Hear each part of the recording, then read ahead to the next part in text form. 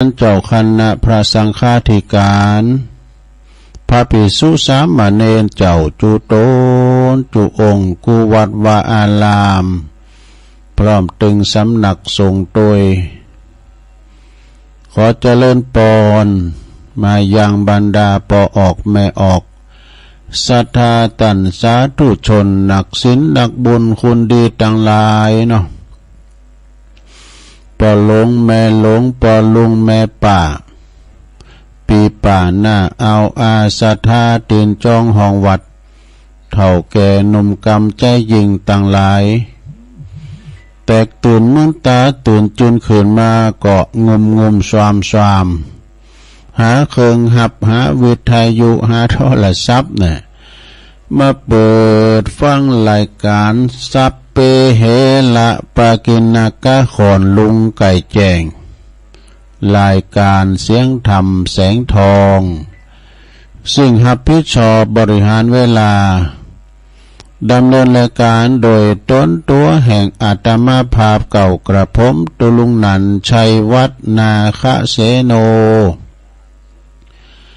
แห่งวัดประธาดอยน้อยตำบลดอยหล่ออำเภอดอยหล่อจังหวัดเชียงใหม่มาปบมาปะกันในยามค่ำคืนก่อนลุงก่อนแจ้งพอออกศรัทธาบางท่านบางคนก็ลับกันเนาะหลับไหลกันก็อาหารตาพักผ่อนสายตาติดปนตื่นมาเนาะจังเยจะได้ก็ฟังรายการตัวลุงแก่งอมแก่เงาไปเด้อตัวลุงก็ได้มานั่งอู่นั่งจ้ากับปอออกไม่ออกศรัทธาปอหลงแม่หลงเขาเนาะที่นอนบัดลับหรือว่าตื่นมาจับให้ก็ดีนะบางคนเนี่ยรับเจ้าศรัทธา8 โมง 9 โมงก่อนรับแล้วมันตื่นเจ้าอย่างตัวลุงเนี่ยเขาได้ให้หยิบหนึ่งใหญ่ๆเนี่ยพอดีละนะพักผ่อนสายตาตื่นมาเนี่ยตาจะได้สดใสการบ่ได้รับในตาจะแดงนะสะท่าอันนี้ก็ตาเนี่ยมันต้องพักผ่อนนะลดลาบยาหูพักหูอย่างนะเครื่องยนต์กลไก คุณเฮาก็ ก็ต้องพักผ่อนเหมือนกันกินยุกกินยาไปก็ย้อนกินยาเนี่ยตุอีพอลุกมาสะดุ้งตื่นเนี่ยตุปจบไปเห็นแล้วกันกินก็มานอนบัดลับอันนี้ก็ยากล่อมประสาทเน้อศรัทธาก็เป็นธรรมดาเนาะบังคับให้มันลับนะมันก็ลับไป ก่อนที่จะได้เไปตั้งสถานีวิทยุคืนบุญต่างๆ7-8 สถานีเมื่อเจ้านี่นะตัวลุงก็จะนำไหวพระเกินเนอร์สวดมนต์กล่อมให้ก่อนเปิดความเป็นสิริเป็นมังกรเป็นมงคลกับตนกับโตกับขอบกับโคลูกหลานตันเต่าอยู่ดีมีสุขปราศจากทุกโศกโรคภัยเนอขอเจ็บขอจะไปหือมาไก่ขอไข่จะไปหือมากายอยู่ดีมีสุขเหมือนกันกูก็กูโคนปลอมแล้วกราบ1กราบ2กราบ3อิเมนาสกาเลนะพุทธังอภิปูชยามะอิเมนาสกาเลนะธัมมังอภิปูชยามะอิเมนาสกาเลนะสังฆังอภิปูชยามะอะระหังสัมมาสัมพุทโธภควาพุทธังภวันตังอภิวาเทเม สวากขาโต ภะคะวะตาธัมโมธัมมังนัมมัสสามิสุปฏิปันโนภะคะวะโตสาวกสังโฆสังฆังนะมามินะโมตัสสะภะคะวะโตอะระหะโตสัมมาสัมพุทธัสสะนะโมตัสสะภะคะวะโตอะระหะโตสัมมาสัมพุทธัสสะนะโมตัสสะภะคะวะโตอะระหะโตสัมมาสัมพุทธัสสะอิติปิโสภะคะวะอะระหังสัมมาสัมพุทโธวิจาจารณะสัมปันโนสุขโตโลกวิตูอนุตตโลปุริสตัมมัสสาลทิสัทธาเทวมนุสสานังพุทโธภะคะวะติสวากขาโตภะคะวะตาธัมโมสันติติโก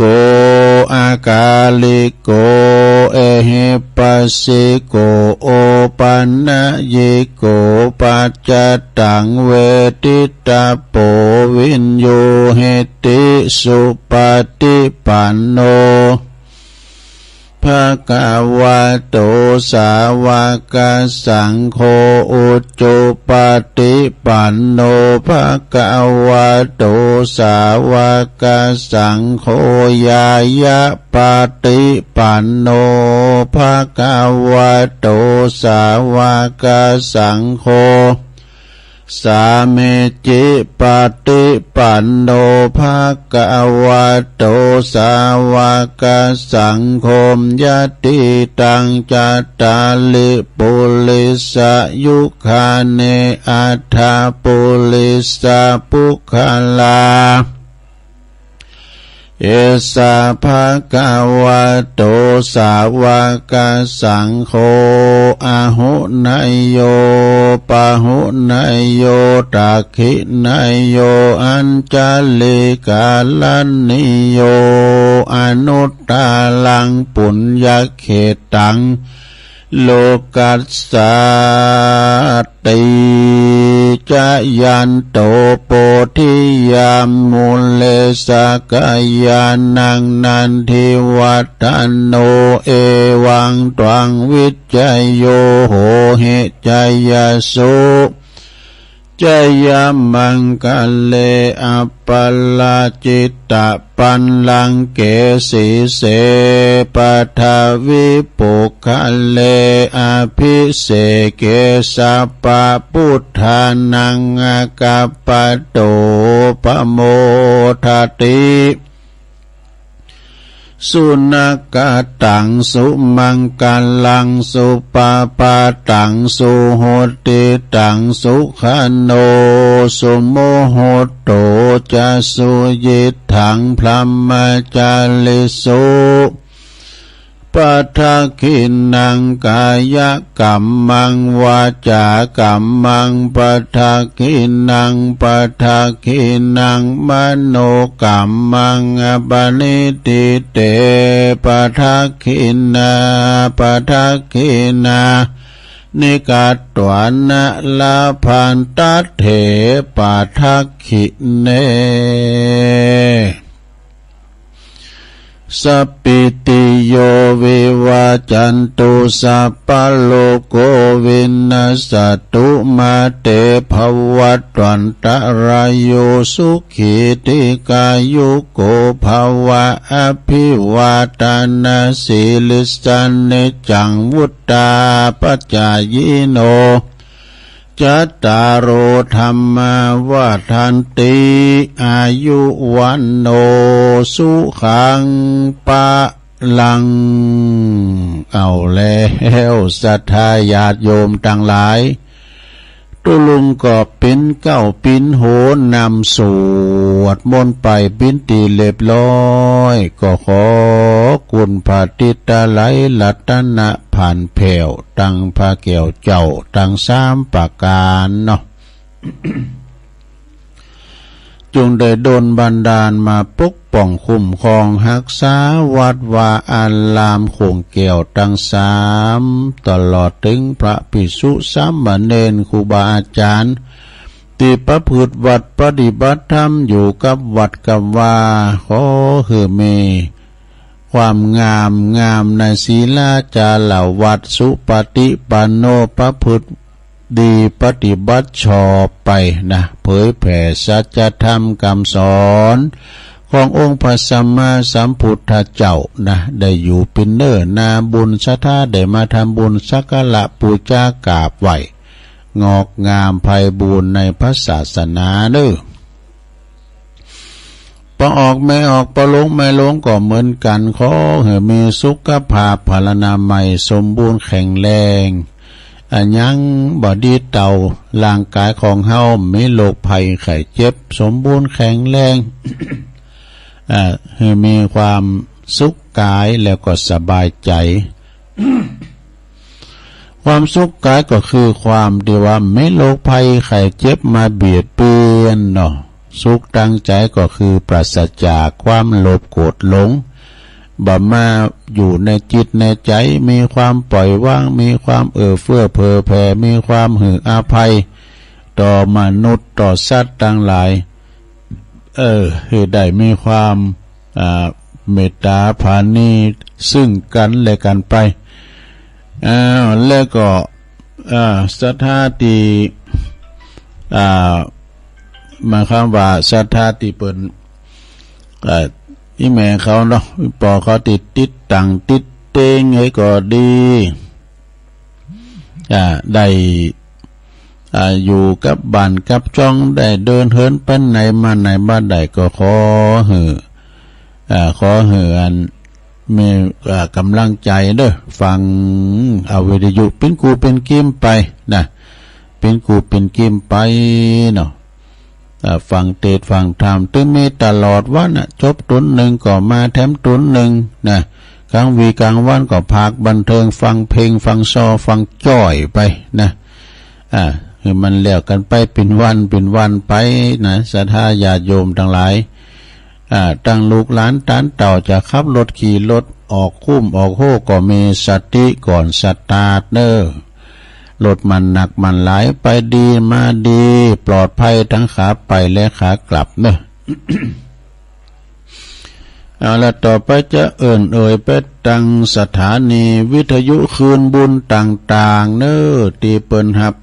สัญญาณรายการธรรมะภาคภาษายอง ตัวลุงเป็นผู้ที่อนุรักษ์วรรณกรรมภาษายองภาษายองถ่ายยองบะอูแล้วไผจะมาอู่ ต้องอนุรักษ์รักษาภาษาเฮาไว้เนาะก็ตั้งแต่ช่วงตี 3 ถึง 5 โมงดังต่อไปเนิ่นๆขอบคุณสถานีวิทยุเพื่อพระพุทธศาสนาการศึกษาและวัฒนธรรมของวัดไฟหินเนอร์ตำบลสุดเต็บอำเภอเมืองเชียงใหม่ FM 104.50 เมกะเฮิรตซ์โดยเมตตาบารมีธรรมอาจารย์ท่านพระครูสมุวิสุวัฒน์วรกิจโจเปิ่นก็ลิงสัญญาณไปแล้วศรัทธาองค์ขลุงในเมืองก็ฟังตั้งแต่ตุลุงทองมาแล้วเปิ้นปูดขึ้นหงเลยนี่นะว่ามีการปิดเมื่อคืนซ้ำรายการน่าสนใจจัดหลายนะเมื่อเตงคืนอย่างนี้นะก็ฟังกันไปขอบคุณสถานีวิทยุคณะสงฆ์อำเภอฝางตั้งอยู่ที่วัดพระพุทธบาทอุดมนำบ่อเศร้าวาสำนักวิปัสสนา FM 100.25 เมกะเฮิรตซ์โดยเมตตาบารมีธรรมหลวงพ่อท่านพระครูสุจิตานุรักษ์หลวงพ่อใหญ่เจ้าคณะอำเภอฝางเด้อขอบคุณตุปีจำเริญโชติธรรมโมและก็ตุปีสุเทพด้วยเด้อ ลิงสัญญาณพี่น้องต่างเมืองฟังไม่อายใส่ประการก็ฟังกันหลงหลายเนาะขอบคุณสถานีวิทยุแดนดินถิ่นล้านนาตั้งอยู่ที่บ้านโฮงโง่ตำบลนำบ่อโลงสันป่าตอง FM 103.50 เมกะเฮิรตซ์โดยคุณลุจิสมบัติเงาคำนะ ขอบคุณสถานีวิทยุคลื่นธรรมะของชุมชนวัดห้วยตองซักตำบลคงเปาจอมตอง FM 98.75 เมกะเฮิรตซ์โดยเมตตาบารมีธรรมอาจารย์ท่านพระครูวาปีวรมานิตและก็ท่านพระอาจารย์ชาวาลิชัยวังโสโซนไต่สายไต่ก็ฟังแต่ในเพลงบักเก่ามาแล้วนะขอบคุณสถานีวิทยุมนเสียงธรรมอำเภอแม่แจ่มนะวัดบุพาราม FM 106.25 เมกะเฮิรตซ์โดยเมตตาบารมีธรรมหลวงปู่พระครูมงคลวิสิทธิ์หลวงปู่ใหญ่เจ้าคณะอำเภอแม่แจ่มเด้อขอบคุณท่านปลัดอุทัยถึง2อุทัยโดยที่เปิ้นเป็นช่างเทคนิคก็เกี่ยวสัญญาณนี่ไปพี่น้องแม่แจ่มก็ฟังกันหลงหลายเนาะขอบคุณสถานีวิทยุเน็กแนวเรดิโอ FM 96.75 เมกะเฮิรตซ์ตั้งอยู่ที่บ้านโจงตำบลทุ่งกวาวห้างหุ้นส่วนจำกัดอนุสรณ์เรดิโออำเภอเมืองปานจังหวัดลำปางเด้อขอบคุณสถานีวิทยุชุมชนคนเหนือเขื่อนตั้งอยู่ในบ้านดงดำอำเภอฮอดจังหวัดเชียงใหม่เด้อ FM 90.75 เมกะเฮิรตซ์นะขอบคุณสถานีวิทยุเพื่อการศึกษาและพัฒนาอาชีพอาร์เรดิโอเน็ตเวิร์ก FM 103.00 เมกะเฮิรตซ์เนอำเภอเมืองจังหวัดลำปางขอบคุณสถานีวิทยุอาร์เรดิโอเน็ตเวิร์ก FM 99.50 เมกะเฮิรตซ์วิทยาลัยเทคโนโลยีเพื่อการจัดการกฟผแม่เมาะลำปางนะและก็ขอบคุณสถานีวิทยุ วิทยาลัยสงฆ์นครลำปางมจรลำปางวัดบุญญาวาสวิหาร FM 106.50 เมกะเฮิรตซ์โดยท่านดร.จิรศักดิ์ปันลำผู้อำนวยการสถานีวิทยุเฮาเนาะอาจารย์แอมตัวเนช่างเทคนิคลิงสัญญาณไปพี่น้องตั้งลำปางเขลังนครเมืองรถมาก็ฟังกันลงกันหลายเนาะศรัทธาญาติโยมสีคำเรดิโอบ้านนาเหลืองนอกอำเภอเวียงสาจังหวัดน่านเนอะ FM 92.50 เมกะเฮิรตซ์นะน่านฟ้าเรดิโอ FM 100.25 เมกะเฮิรตซ์คุณลุงนิรันดร์ปันดอนตอง นะอันนี้เป็นเจ้าของคืนเนาะที่เปิ้นก็เกี่ยวสัญญาณอาศัยเปิ้นได้กดลิงก์กดไปนะเสียงเนี่ยไปสู่ตันผู้ฟังที่อยู่ตั้งบ้านตั้งจองเปิ้นหันความสำคัญในการเผยแผ่ธรรมเนาะหลายภาคหลายภาษา ตอนนี้ก็เป็นภาคภาษาย่องกันเด้อศรัทธาก็มานางอู่นางจากับพี่น้องศรัทธาญาติโยมทั้งหลายที่อยู่ทั้งบ้านทั้งจองฟังตามอิริยาบถ4เนอะจะนั่งนอนยืนเดินฟังเหตุการณ์บัลลับตับแต่ไปก็ได้1เข้าทำหุงหาอาหารทำสำหรับกับเขาฟังรายการไปจะไปเปิดดังเขาให้เนอะตั้งไก่ตั้งหิมพอจะล้ำขานคุณเอามันหูมันกันเนาะอันคุณบ่โหมเนี่ยบนเรื่องบ่โหมมันโหมไผโหมมันเนี่ยโหมฟังนำฟังธรรมหุมฟังเพลงอย่างกะพองก็หุมฟังซอฟังจ้อยบางพองก็หุมข่าวหุมคือพองก็หุมไปตังวาวพองก็หุมไปตังเคืองเสียงหุมก้องหุมกองคูณเฮานี่นาจิตตังจิตใจไผ่มันเนาะศรัทธาใหญ่แม่แต่ปีแต่น้องปีออกตองนอกออกตามมาอุปนิสัยยังบ่เหมือนกันนะศรัทธาต่างจิตต่างใจเปเรียกว่านาจิตตัง ฉะนั้นญาติโยมก็ฟังกันไปวันนี้มาปบมาปักกันกอดตะลงกับวันศุกร์เนอะศุกร์เอาเราเสาเอาหน่อยวันศุกร์ที่10 เดือนพฤศจิกายน นะ2566เข้ามานี่แล้วเน้อลงเด้อวันที่10วันนี้นะวันศุกร์โดยตัวลุงก็น้อมนำเอาเก็ดเล็กเก็ดน้อยนำเสนอศรัทธาได้ฟังกันนะที่ทำกันบ้านไว้แล้วก็คือหมายความว่าทบทวนมานะเป็นนักคนขวาคุณไปหาอันใดที่จะได้อู่กับปออกศรัทธาจ้านะอันที่มันล่อแหลมจับจ่วงไปทางอื่นผมว่าแหละอันนี้นะผมว่า อู่เอาวันธรรมดาเฮาเนี่ยนะก็คือภาษาของพี่น้องเจ้าบ้าน ฟังเอาง่ายๆเนาะเป็นพื้นพระเจ้าอุชานสี่สมาบัติก้าเนี่ยตุลุงว่าย้ำเข้าใจเด้อนี่ ขนาดตุลุงย้ำเข้าใจแล้วคนอื่นบ่จะเข้าใจพร้อมยังหอมเข้าใจหอมได้เห็นถึงขนาดนั้นเนาะภูมิโหภูมิธรรมมันบ่เหมือนกันมันบ่เท่ากันแน่ซะนะมันก็เหมือนกับอาหารเฮากินเฮาครบฉันกันถึงวันมันหลากหลายดูบางพองก็โหมแกงแค่บางพงก็โหมจอผักกาดเนาะพวกก็โหมลาบ มันก็หลากหลายดีผสมผสานกันไปฟังทั้งตุลุนก็แก่งอมไปน่ะเป็นเพลินโกผีอยู่ก็แล้วกันเด้อนี่ เนาะต่อไปตุลุงก็เอาอันนี้มาวาให้กำหนึ่งกันเด้อ ทำความดีเพื่อความดีทำความดีเพื่อความดีมีเป้าหมายเนี่ยไม่ได้หมายเพียงเพื่อหวังบุญกุศลทำการใดหากจิตใจไม่หวังผลไม่สับสนจงพอใจในสิ่งที่เป็นนี่ อันนี้คำกรหนาเปิ้นเด้อเปิ้นก็บอกว่าธรรมดาของโลกนั้นทุกคนเนี่ยสถาที่เกิดมาบนโลกใบนี้เหมือนกันนะก็จะต้องทำการทำงานเสาะเบหาเงินเปิดการใช้จ่ายในชีวิตประจำวันเด้อเพราะฉะนั้นแล้วการทำงาน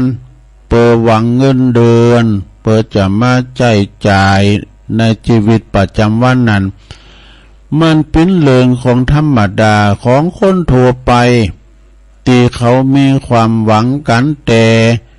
จะมีสักกี่คนที่ทำการทำงานทำการทำหน้าที่ของตนที่ตนใดคือหวังกันทำหน้าที่ของตน ประจำในชีวิตก็เป็นธรรมดาที่ของคนทั่วไปที่เขาจะต้องมีความหวังในแต่ละมีสักกี่คนแต่จะไม่สักกี่คนที่ทำการทำหน้าที่ที่ตนเปิดหวังที่จะปฏิบัติหน้าที่ของตนให้เต็มที่สุดให้คุ้มค่ากับเงินเดือนเนี่ยที่ตนเองนั้นได้รับเพราะฉะนั้น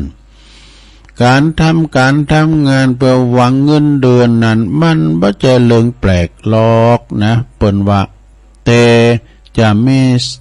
มีไผกล้าที่จะกึดส่วนต่างกันผ่อง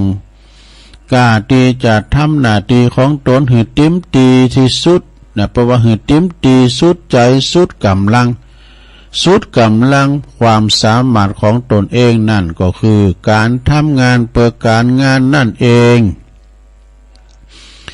ก็เปรียบเสมือนการทำความดีนะทำความดีเฮาทำความดีเปิ่มหยังคนโทไปก็จะทำความดีเพื่อหวังผลบุญกุศลนั่นเองแน่แต่จะมีสักกี่คนที่เกิดว่าจะทำความดีเพื่อความดีกันพองเนี่ยทำดีเพื่อความดีเนี่ยถ้าไผสามารถทำความดีเพื่อความดีได้แล้วแสดงว่าในจิตใจของคนผู้นั้นนะจะต้องตัดจากกิเลสตัณหาราคะออกจากใจตนเนี่ยนะว่าตนเนี่ยทำความดีเพื่อประวัติทำความดีบ่ได้หวังสิ่งใดตอบแทนก็คือบุญกุศลนั่นเองเฮาทำความดีเพื่อความดีนะดังคำกล่าวของอริยะท่านหนึ่งท่านได้กล่าวไว้ว่า มุ่งหวังเปิดบ่มุ่งหวัง มุ่งหวังเปิดบ่มุ่งหวังนั่นเองก็คือทำความดีแล้วแต่บ่ได้หวังผลประโยชน์มาหาตนเองแต่ความดีของตนนั่นจะเผื่อแผ่ออกสู่สังคมต่อไปเนอะนั่นก็คือการทำความที่ถูกต้อง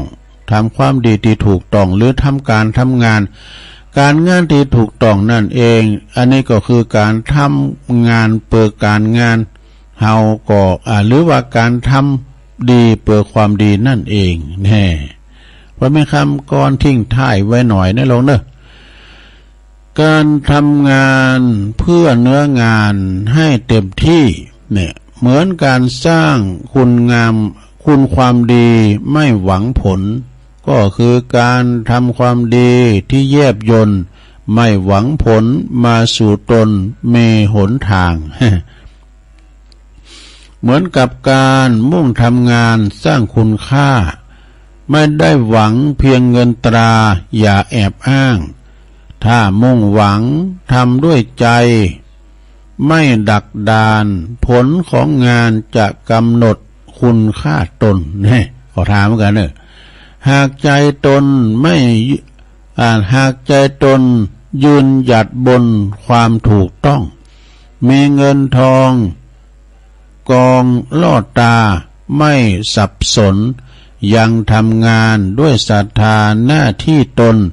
ความอดทนผลของงานสร้างจุดยืนเนี่ยมันมีเป็นวรรคแล้วนะไม่และไม่ลืมเผื่อแผ่ไปไม่หวังผลจิตของตนต้องเปิดกว้างให้ทางผู้อื่นโดยไม่มีการหวังผลตอบแทนคืนเพราะจุดยืนเราคงที่ไม่มีเล็ดในทำบทหนึ่งแล้วนะสรรพสิ่งใดเราไม่ได้เป็นเจ้าของได้ครอบครองล้วนแต่ยืมเขามาใช้ร่างกายนี้ก็มันก็มีอายุไขถ้ามั่นใจในความดีจงรีบทำเขาถามเหมือนกันเนี่ยลงเนอะอันนี้มันเป็นคำก่อนนะเพราะว่าเฮานี่ยืมร่างกายเปิ้นมายืมร่างกายมาจะได้ก็คือว่าเฮาสัญญาเปิ้นไว้ละยืมสรีระร่างเฮายืมเปิ้นมาแล้วเปิ้นจะคืนได้ฮู้ในกาเนาะเปิ้นจะคืนเมื่อใดฮู้เฮายืมสัญญากับพญามัจจุราชเนี่ยเฮายืมสัญญาเปิ้นมากี่ปีถ้าหมดสัญญาหมดบุญก็ถึงได้เนี่ยเปิ้นคืนนะเพราะว่าหมดบุญก็คือหมดกูสิ่งกูอย่างนะทำมาเนี้ยก็ถึงบ่คืนทำมาเนี้ยก็ถึงบ่คืนเพราะว่าหมดบุญเฮาล่ะนะบุญที่เฮาทำเฮาสร้างทำมาหับอรุณแถมเปิ้นว่าเฮาทุกคนเนี่ยที่ยังมีชีวิตอยู่ถึงวันนี่นะอย่าได้เข้าใจเนี่ยว่าหลายตื่นแล้วเนาะพุทธิธรรมคนเดิมเปิดเป็นสุมาเดี๋ยวความพอเพียงนะความพอเพียงถ้าเฮาพอเพียงนี่นะทะเยอทะยานอยากขึ้นไปเฮาก็จะเป็นความตุกจะเป็นความตุกของเฮานะศรัทธา แล้วก็ศรัทธาญาโยมเฮาก็อันนี้อย่าประมาทว่าแล้วเนาะ ตุลุงก็มันแต่เด็กก็อ่านหนังสือก็จ้าพอให้ได้เนาะศรัทธาเนาะมาแล้ว ความพอเพียงเปิ้นว่าผู้ที่พอเพียงเลี่ยงความทุกข์เปิ้นว่าผู้พอเพียงเลี่ยงความทุกข์เพราะหยุดได้ จะผ่านพบความสุขใจไม่เร่าร้อนไม่เพียงพอก็ต้องทุกข์เป็นจุดบอดหนทางออกต้องหยุดยั้งดังนี้แลนี่ผู้เตียนมีความสุขที่สุดในโลกนั้นก็คือผู้ที่ฝากชีวิตตนไว้กับปัจจุบัน พอใจในสิ่งที่ตนมีแล้วก็ยินดีในสิ่งที่ตนได้บ่เอาชีวิตเฮาเนี่ยนะไปเปรียบเทียบกับไผจะมั่งมีสีสุขมากน้อยเพียงใดนักเล็กกว่าเฮาก็ตามนั่นก็คือบุญวาสนาของเขาเนอะที่เปิ้นได้สร้างกันมานะหลวงเนอะเขาจะไปคอยเปิ้นสร้างมาเก่าแล้วเนาะเปิ้นมั่งมีสีสุขเขาพอเนาะบุญไผบุญมันเปิ้นกำลังแต่งงานกันมื้อนนานละอ่อนหมดเนี่ยโอ้บ่ได้ขี่รถยนต์เลยนะบุญเพิ่นสร้างมาได้เฮาอยู่พอเฒ่านี่มีรถยนต์สักคันไหนน่ะ เป็นบุญวาสนาของเขาได้สร้างไว้ก่อนแล้วเมื่ออดีตนะส่วนว่าตัวเฮาเนี่ยจะไม่มากหรือน้อยนั้นมันก็เป็นสิ่งที่เฮาเนี่ยจะต้องได้เคยสร้างไว้แล้วเมื่ออดีตทั้งสิ้นเนี่ยเพราะว่าเพราะฉะนั้นเนี่ยและอันอดีตก็คือความฝันผ่านไปแล้วแก้ไขบ่ได้อนาคตอนาคตต่างหน้านั้นก็ยังมาบ่ถึงเฮาก็ไปกำหนดบ่ทันเป็นว่าเฮาก็ไปกำหนดมันบ่ได้เพราะฉะนั้นชีวิตมีชีวิตอยู่กับปัจจุบันนี่แหละดีนะเอาปัจจุบันเนี่ยสร้างปัจจุบันดีอดีตก็จะดีอนาคตก็จะดีเป็นสิ่งที่เฮาที่จะต้องทำจะดีหรือจะบ่ดีก็อยู่ที่ปัจจุบันนี่แหละบัดเดียวนี่แหละซะนะปัจจุบันเฮาจะได้สร้างหยังหรือว่าจะเสียอันหยังเฮาจะได้สร้างอันหยังจะได้เสียอันหยังแล้วก็นั่นก็คือเมื่ออดีตเฮาได้สร้างไว้แล้วทั้งนั้นอย่าไปเกิดว่าอย่าไปเกิดอย่าไปหวังหยังนะจะไปเกิดจะไปหวังหยังมันเกินไปเกินโตล้ำไปมันจะเป็นบ่อเกิดแห่งความทุกข์นั่นกะเพราะผู้ที่ในจิตใจบ่ฮู้จักความเปียงปอนี่นะก็ยังคงต้องไขว่คว้าแสวงหาบ่ฮู้จบบ่ฮู้สิ้นนั่นแหละก็คือหนทางที่นำเฮาไปสู่ความทุกข์เนอะนะความบ่ป้อเปงนี่ก็ตัณหาอยากได้มีไปสู่ความทุกข์ได้ในที่สุดองค์พระสัมมาสัมพุทธเจ้าของเฮานี่ท่านได้ตรัสไว้ว่าเฮาหยุดแล้วแต่ทันล่ะยังบ่หยุดกะ หยุดหรือยังไอ้น่ะ ถ้าว่ายังบ่หยุดชีวิตก็คงต้องทุกข์ต่อไปบ่ฮู้จบบ่ฮู้สิ้นนี่นะเพิ่นว่านะเพราะฉะนั้นนี่ถ้าเฮาปอเปียงในสิ่งที่ตนมีตนได้แล้วชีวิตของเฮาก็ยังจะต้องการหยังแถมนะเพราะหยังที่ชีวิตที่ชีวิตเฮาเนี่ยนะสมควรที่จะได้ถึงเวลามันก็มาเองนั่นน่ะสิ่งที่เฮาจะได้นะมันถึงมาเองซะนะมันถึงไขว่คว้ามาเองยกตัวอย่างเช่นเฮาสร้างบุญสร้างคุณงามความดีแล้วอานิสงส์แห่งบุญคุณงามความดีทั้งหลายก็จะตอบสนองเฮาเนอะตอบคืนสนองเฮาเองถึงเวลามันเพราะว่าอันควรเช่นเดียวกันถ้าว่าเฮาสร้างกรรมชั่วสร้างกรรมที่บ่ดีได้รับผลของกรรมชั่วเป็นธรรมดานี่เป็นธรรมดาบ่ถึงเพราะว่าบ่ถึงเวลาก็ควรเช่นเดียวกันเมื่อถึงเวลามันก็มาถึงเหมือนกันเพราะฉะนั้นแล้วศรัทธาญาติโยมทั้งหลายความปอเปียงอันนี้แหละจะสามารถนำพาชีวิตให้ก้าวเดินไปตั้งหน้าก้าวเดินไปตั้งหน้าได้อย่างลาบลื่นได้ในจิตใจของเฮาบ่ได้แบกบ่ได้หวังบ่ได้อยากได้อยากมีอยากจนหยังสักอย่างนะเพราะฉะนั้น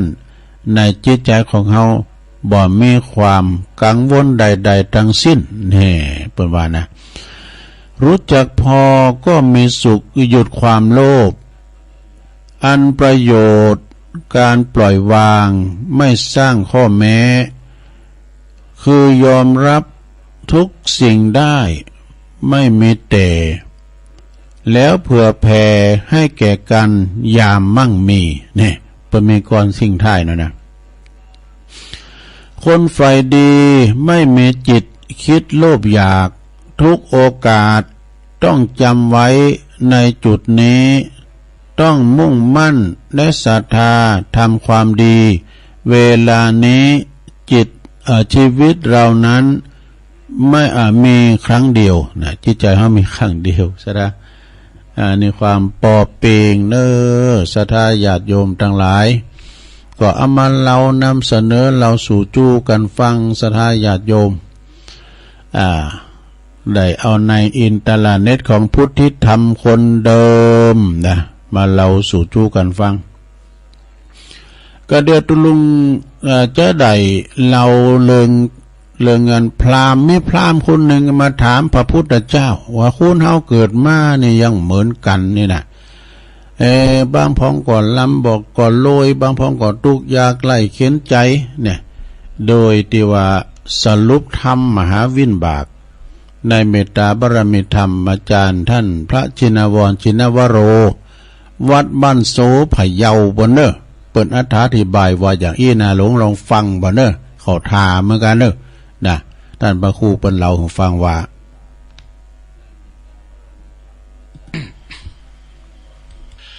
นะโมตัสสะภะคะวะโตอะระหะโตสัมมาสัมพุทธัสสะนี่ตูเจาะที่ไหนหมดเตะทำเลยนะมันมีนี่อย่างนึงนะซะนะเดี๋ยวกันเนอเกมละนี่ละเอาฟังสรุปธรรมมหาวินบากต้าเติมก็นี่เอาแต่ละนิมนต์เลยครับต่อสายปฏิวัติบ้านโซนิมนต์เลยครับถามหลายเรื่องหลายเล้าเหมือนกันนะแต่ว่ามีหั่นเรื่องหนึ่งที่พระอานนท์ได้ต่อไปนั่นก็คือเอกังสมัญญังยังมีในสมัญญากาละขาบหนึ่งนะมีหั่นสมัยหนึ่งปางเมื่อพระพุทธเจ้าสถิตสำราญอยู่ในป่าเชตวันนอารามวัดป่าเชตวันนอารามนี่นายอนาถาปิณฑิกาเศรษฐีได้สร้างถวายเป็นทานวันหนึ่งมีพราหมณ์คนหนึ่งมันไขหู้ว่าคนเฮาเกิดมาเนี่ยล่างผ่องกะล่ำกะลอยถูกหวยลอยแซล่างผ่องกะตุกหยากลำบากเข้าดินเข้าหญ้านะบางผ่องกะงามบางผ่องบางงามบางผ่องนาปูดนาปิวบางผ่องกะงามแต่งามหนาเหมือนเทวดาลงมาหล่อเบานะบางผ่องกะอายุยืนผ่องกะอายุสั้นบางพ่องกับเป็นอดแอดเกิดมากับเป็นขี้เปียขี้ดองหม่องแสนะ3 วันดี4 วันไข่นั่นบางคนก็ยาเม็ดบ่ได้กินเข็มเล็มบ่ได้ตั้งบ่มีพยาธิอาปาดแข็งแรงบางพ่องกับลวกบางพ่องกับเงาเนาะบางพ่องกับปึกตันตุนจ้าบางพ่องกับตาบอดหูลึงพี่น้องศรัทธาเฮาลองนั่งรับตานึกพอถึงวันนี้คนเฮามาเติมจิเหมือนกันนะขนาดพี่น้องเกิดเอามาหน้าตามันยังเหมือนกันมะม่วงถึง9ลองขึ้นพอกะแกน1ปุ่มปลอกปลาเล็กเหมือนกันหมดกูแกนกูเพียงแต่คนเฮาเกิดมาเนี่ยจะได้มันเหมือนกันปีทัดน้องทองปีน้องออกต้องพ่อแม่กันมาเนี่ยขนาดว่าเกิดออกมาแล้วนะพี่น้องสถานเนื้อตัวยังเหมือนกันหน้าตายังเหมือนกันจิตใจมันซ้ำให้มันจังเหมือนกันเปิ้นว่าไม่ต่างป้องพี่น้องยังต่างใจคือพอนี่เพราะฉะนั้นเฮาลองพอว่าขนาดหน้าตามันยังเหมือนกันเกิดพอเตอะปีน้องเกิดมา5-6 คนนี่ก็เพราะว่ามันเป็นวิบากคนเฮามันเหมือนกันสร้างไว้เหมือนกันมือเกิดออกมามี5 นิ้วแต่ว่าใจเหมือนกันนี่คนเฮามันก็มีวิบากไผวิบากมันไปถามพระพุทธเจ้าจะเอียพระพุทธเจ้าก็ตอบเอาไว้ว่าดูกระเจ้าพราหมณ์เหยอันว่าคนเฮาเกิดมาถึงวันเนี่ยที่ว่าชีวิตคนเฮาบ่เหมือนกันเนี่ยเพราะว่าเฮามีวิบากบ่เหมือนกันนะที่นั่นพระพุทธเจ้าก็ไขปัญหาว่าดูราต่านพามปุคละยิงใจผุงใดก็ดีเกิดมามีรูปโสมนมพันวันณะอันงามล้วนทวนผิวพันวันณะผ่องใสไปที่ไหนตั้งใดก็เป็นที่ฮักที่โหมของคนและเทวดาทั้งหลายโอ้นาเปิ่นมดเปิ่นใหม่เนาะอย่างมาดีมางามอย่างมาหล่อมาสวยวิไลจะอีก็เพราะว่าจาดก่อนนะเปิ่นฮักษาศีลเปิ่นฟังธรรมที่ผิวพันวันณะงามในเปิ่นบะโคดบะเกียดบะปากเก็บปากสวกบะคบเล็กคบขางใส่ไผ อู้ม่วนจ่าหวานอู้เฮือเปิ่นฮักอยากนักจักหวังอู้เฮือเปิ่นจังกำเดียวก็ได้อันอ้อยตาลหวานลิ้นแล้วสิ้นซากเพียงลมปากหวานหูไม่รู้หายแม้นเจ็บอื่นหมื่นแสนไม่แคลนคลายบ่อาจคลายหายเน็บเต่ากับเจ็บใจเจ็บใจเนี่ยเขาจะเฮือมันแก่มันถอนจะได้กับบ่ได้พี่น้องศรัทธาถ้าปากเจ็บปากไม่แล้วเกิดมาแหมจาดหนึ่งผิวพันวันหน้าบางงามพองเศร้าพอหน้าพอตามาตึ้มจะมีสง่าราศีไรมนโซโหไว้ห้องว่าคนแบบมีราศีเนี่ยคนเฮาไข่ฮือผิวพันวันหน้าผิวพันพองใสต้องเป็นคนแบบขี้โคตรขี้เกียจนะนี่แล้วก็ถามต่อไปว่าแล้วคนเฮาที่เกิดมาเป็นคนมีขกุลมีศีลมีธรรมนั่นหรอป่อแม่ก็มีศีลมีธรรมญาติสกุลงวนโง่ปีน้องด้วยกันเข้าวัดเข้าว่าถือศีลถือตานด้วยกันอันเนี้ยเป็นเพราะอันยังก็เป็นเพราะว่าในจาติก่อนปังหลังนะเป็นคนฮื้อตานรักษาศีลเจริญเมตตาภาวนาปะไผก็ฮื้อตานตลอดนะบ่จมบ่ซ้ำนะบ่กินตานแล้วเนี่ยบ่จมบ่กินแหนงแข็งใจอย่างสักอย่างอันนี้เป็นห้องว่าคนกินคนตานคนศีลคนบุญคนน้ำคนธรรมถ้าคนบ่มีศีลบ่มีตานคนมีน้ำมีธรรมนะเกิดมาเป็นคนป่นเกิดในนิยายกป่นเปิ้นเกิดในองค์เงินองค์คำตัวเกิดไปในองค์ห้าบนนี่คนเฮามันเกิดมาบ่เหมือนกันเพราะว่าเฮาสร้างอดีตชาติบาปกรรมเวรมันบ่เหมือนกันเมื่อเป็นเจ้าอี้แล้วก็เนี่ยเปิดว่าฮื้อมันฮื้อตารักษาศีลเด้ออย่ามันจะได้เกิดไปในขกุลอันเจ้าพญามหาเศรษฐีนี่แล้วก็คนที่เกิดมาแล้วเนี่ยอายุมันยืนยาวโลพระพุทธเจ้ากับคนที่เกิดมาอายุมันยืนยาวนั่นก็เพราะว่าชาติก่อนปังหลังได้ฮื้อตานเหมือนกันรักษาศีลภาวนาบ่เป็นคนไปฆ่าสัตว์ตัดชีวิตบ่เป็นคนฆ่าสัตว์ตัดชีวิตบ่ไปลักไปจกบ่ไปเล่นจู่เล่นเจิงไผนี่คนที่บ่ฆ่าสัตว์ตัดชีวิตเฮาบ่ไปฆ่าไปต้มไปแกงปุ่นนี่คนนั่นจะอายุยืนนะถ้าคนใดอายุมินสั้นปันตายน่ะเกิดมาบ่ทันได้อย่างกรรมเปิ้นว่าไว้ว่าบางพ่องตายตั้งแต่ในท้องแม่ประมาณบางพ่องก็ตายเมื่อกำลังการเพิกหยังล่างพ่องตายระวังศึกษาหาพญาปัญญาหลวดตายมรณะไปเสียว่าจ้อยเพราะว่าคนเฮาเปิ้นอายุตั้งเอาไว้120 ปีแต่ไม่เดียวนี่100 ปีก็ถึงกันแก๊กละพี่น้องศรัทธาเฮานะแต่คนใดเปิ้นว่าเกิน70ไปแล้วเป็นคนมีบุญขนาดน่ะเนาะแสดงว่าอายุมันยืนยาวแล้วก็คนใดที่เกิดมาเนี่ยที่ว่าเป็นคนหูหนวกตาบอดล้มเป็นตาอย่างพระพุทธเจ้าก็ว่าชาติก่อนเก่าปังหลังเนี่ยบ่ฮื้อตานบ่รักษาศีลบ่ปั่มเปงภาวนาจี้ๆมอหานเปิ้นกินเปิ้นตานั่นที่จะอนุโมทนาสาธุโดยต้อยใจจะอันว่าเฮาเปิ้นกะแลงนาลัดตาลัดปากไปเหียเนี่ยปากตัวเก่าเนี่ยหน้าที่ตัวบ่ได้กินได้ตานบ่ได้หายได้หอมก็เปิ้นจะใจปากเนี่ยเป็นบุญเป็นกุศลแบบเนี้ยเอาไปว่าเฮาเปิ้นจะนั่นจะนี่จี้ๆมอเปิ้นเหียนะมันกินเตาอันกินเตาอีอันเนี้ยเปิ้นห้องแบบนอกจากตัวบ่ทำแล้วเนี่ยนะปากยังไปสร้างบาปสร้างมรณะหกคือกับจิตกับใจแหมในธรรมเนี่ยเปิ้นว่าหันภิกขุเถรสามเณรเจ้าหันคนทุกคนอยากมาขอทานทะลิแซงบ่ฮู้บ่หันนี่แล้วก็ไปว่าไปติไปเตียนเปิ้นแหมนี่อันนี้คือคนแต่เกิดมาหูลึงตาบอดแล้วคนที่เกิดมาเนี่ยมีเข้าของเงินคำนักแต่ว่าจะกินจะใจจะตานอย่างนี้เสียดายโอ้ไปพอบ้านเป็นดีมีห่างเงินหูกี่ร้อยล้านพันล้านกินกำตานกำนี่เกิดเหมือนกับเหมือนกับมันเปิ้นจวนไปวัดเหมือนจวนไปตายอ่ะนะเปิ้นยังได้เปิ้นว่าน่ะจักไปจวนไปวัดเหมือนจักหางแมวขึ้นศาสตร์จวนไปวัดเหมือนจวนไปตายจวนไปปลาจิ้นงัวจิ้นควายไข่หัวเฮิดสู้นี่อันนี้คือคนมีเงินมีทองแต่สังเกตเฮาถึงวันนี่นะคนเฮาเนี่ยคนหล่ำคนรวยเนี่ยคนเปิ้นใจบุญสุนทานมันก็มีอันนี้มันอยู่ที่ตัวของไผของมันในอดีตชาติเปิ้นว่าไว้ก่อนเนี่ยเป็นคนมีเงินมีคำแต่บัดยอมใจเตตานกลัวเขาของสิบหายวอดไว้เกิดเลยไปฝังไว้ในดินตายไปมันเกิดไปเป็นงูเห่าเข้าจอมปลวกเอาไว้นะเกิดมาแถมชาติหนึ่งก็เลยเกิดเป็นคนมีเงินมีทองแต่บ่ฮู้จักกินจักจานเสียดายตายละสมบัติไว้เวลามีเงินมีทองบัดยอมหาความสมสุขส่วนตัวอาจจะกินอันยังกะขี้จี้พี่น้องสะทามเจว่าสมัยแต่ก่อนบ้านเฮาไม่เดียวมันก็ตึงมีนะแม่กระทั่งอันยังกระจังปลิกปีกปอกเฮ็ดถอบเฮ็ดหาเฮ็ดโคนอย่างออกมานี่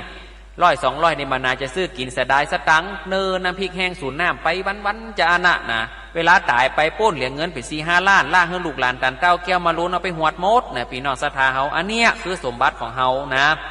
แต่บ่มีสมบัติอันยังพี่น้องศรัทธาที่ว่าจะมากกว่าไรสมบัติแห่งตั้งใจเปิ้นห้องว่าอริยทรัพย์แถมอันนึงเปิ้นถามว่าค คนใดเกิดมามีปัญญาปัญญาเนี่ยเพราะอะไรอย่างคือคนที่มีปัญญาปัญญาเฉลียวฉลาดเนี่ยคือคนชอบฟังน้ำฟังธรรมเวลาเปิ่นเทศเปิ่นอะไรอย่างก็ไปฟังบักกวนอูกวนจ๋าเนี่ยได้น้ำฟังธรรมแล้วก็เอามาปฏิบัติปัดตัวไปเนาะได้ยินแล้วก็เอาไปแจกจ่ายเอาไปสอนลูกสอนเต้านะสู่พระพุทธเจ้าเปิ่นเทศไว้จะอีตุเจ้าเปิ่นเทศไว้จะอีหองคือปากันรักษาศีลปั่มเป้งภาวนาเอาเน้อเนี่ยเฮาได้ยินแล้วเฮาบอกต่อๆกันไปเป็นการสร้างสติปัญญาเกิดมาแถมจาดมีปัญญาอันลวกเลี่ยมเสียวดังอีนะพี่น้องศรัทธาเฮาแล้วก็พระพุทธเจ้าได้ไขขีญาว่าถ้าคนใดผาธนาฮือมีสุข3ประการมีนิปานเจ้าเป็นยอดเนี่ยเปิ้นว่าฮือมันฮือตานรักษาศีลเจริญเมตตาภาวนาพี่น้องศรัทธาเฮาก็ลองมากึดในอกในใจพอคนเฮาเกิดมาเนี่ยอายุมันบ่จิถึง100 ปีเหลียเวลาที่เขาจะอยู่ในโลกนี่แห่งเมื่อกี้มื้อกี่วันแห่งโหเมากะจีมอกูว่ามึงว่าคือกูสมบัติพัฒสถานอย่างต่างๆของกูผัวกูเมียกูอันนั่นของกูอันนี้ของกูพุทธเจ้าว่ายึดมันเป็นตัวกูของกูเนี่ยมันปล่อยบ่ลงปงบ่ได้เป็นตุกศรัทธาทั้งหลายเปิ้นว่าคนเฮาตายไปแล้วเด้พ่องกระตกมรณะพ่องก็ได้ไปขึ้นสวรรค์ทีนี้ตูเจ้าก็เลยบอกเฮือศรัทธาว่าบัดต้องล้อตายเลี้ยงจะขึ้นสวรรค์หรือตกมรณะเนี่ยนะเอายังคนเนี่ยเอามรณะยังคนเขาเนี่ยวิสวรรค์ยังคนเขาเนี่ยตราบใดว่าจิตใจเขาพองใสโอ้วันนี้กูไปกินไปตานมาจิตใจพองใสอยู่ในบ้านในจองนี่ผัวก็เป็นเทวบุตรเมียก็เป็นเทวดาลูกก็เป็นลูกเทวบุตรเทวดาบ้านเฮามันก็เป็นสวรรค์นี่เฮาอยู่สวรรค์เมืองคนนี่เฮาต้องล้อตายถ้าตราบใดแจงบ่แจงมาผัวกับผะแลเมียกับผะแลลูกก็เป็นลูกยักษ์ลูกเพชรเนี่ยนี่ครอบครัวอยู่จะอีปบแตกล่างมดกำมาแรงมากินเหล้าเข้ามากับมาพิษมาเถียงกันบุบหูตีตากันอันนี้มันเจห้องว่าสวรรค์ละสถาบ้านเฮาเนี่ยมันก็เป็นมรณะนี่มันตกมรณะเมียงคนเพราะนั่นก็เฮาลองพิจารณาเอาไว้เต้อพี่น้องศรัทธาทั้งหลายเฮาฟังน้ำฟังธรรมจะอีแล้วเฮาก็มาพิจารณาตัวเก่าไม่เดียวเนี่ยกูบ่เจอายุหนุ่มไปวันๆเนาะไกลไปเหี่ยวไปติ๊กๆละนะอายุ50ปลายเวลาตีนข้างหนึ่งอยู่มอนอายุไปเหี่ยวไปละนะเนี่ยเฮาอยากจะได้ว่าชีวิตคนเฮาเนี่ยมันบ่ฮือมันประมาทแต่มันบ่เจแน่เจนอนน่ะพี่น้องศรัทธาคนเฮาเกิดมาเนี่ยตายจ้าตายหนุ่มตายเร็วตายเท่านะไม่สมัยไม่เดียวซ้ำให้พี่น้องศรัทธาโรคภัยไข้เจ็บต่างๆตายไปก่อนพ่อก่อนแม่ก็มีนะคนตะกอนเบิ่นว่าขอฮือลูกเต้าเนี่ยเลี้ยงใหญ่นากาบานวันนาก็หวังฮือสูเนี่ยหลากอีป่ออีแม่เข้าไปเหี่ยวสมัยไม่เดียวมันบ่จิจะอ่านศรัทธาทั้งหลายพ่อแม่จูงลูกเข้าไปเหี่ยวก็มีอันนี้มันบ่แน่บ่นอนพระพุทธเจ้าว่ามันเป็นอนิจจังความบ่มันบ่เที่ยงเพราะฉะนั้นเฮามากึดจะอีแล้วเฮาลองมาพิจารณาตัวเก่าว่าโอ้เฮาเกิดมาจากนี่บางครั้งเฮามาปะผ้าห่มไก่แจงปะกินแห้งยามเคี้ยวบ่มีปะน้ำปะทำได้ยินตูเจ้าเปิ่นเทศเปิ่นธรรมฟังปุ๊บได้คติเตือนใจเฮาว่าโอ้แต่เนาะกูมัวแต่หลงทรัพย์สมบัติทั้งหลายมัวแต่ห่วงลูกห่วงเต้ามัวแต่หิเบียหาเงินป้อบ่มีเวลาได้ปั่มเปงภาวนารักษาศีลภาวนาอันหยัง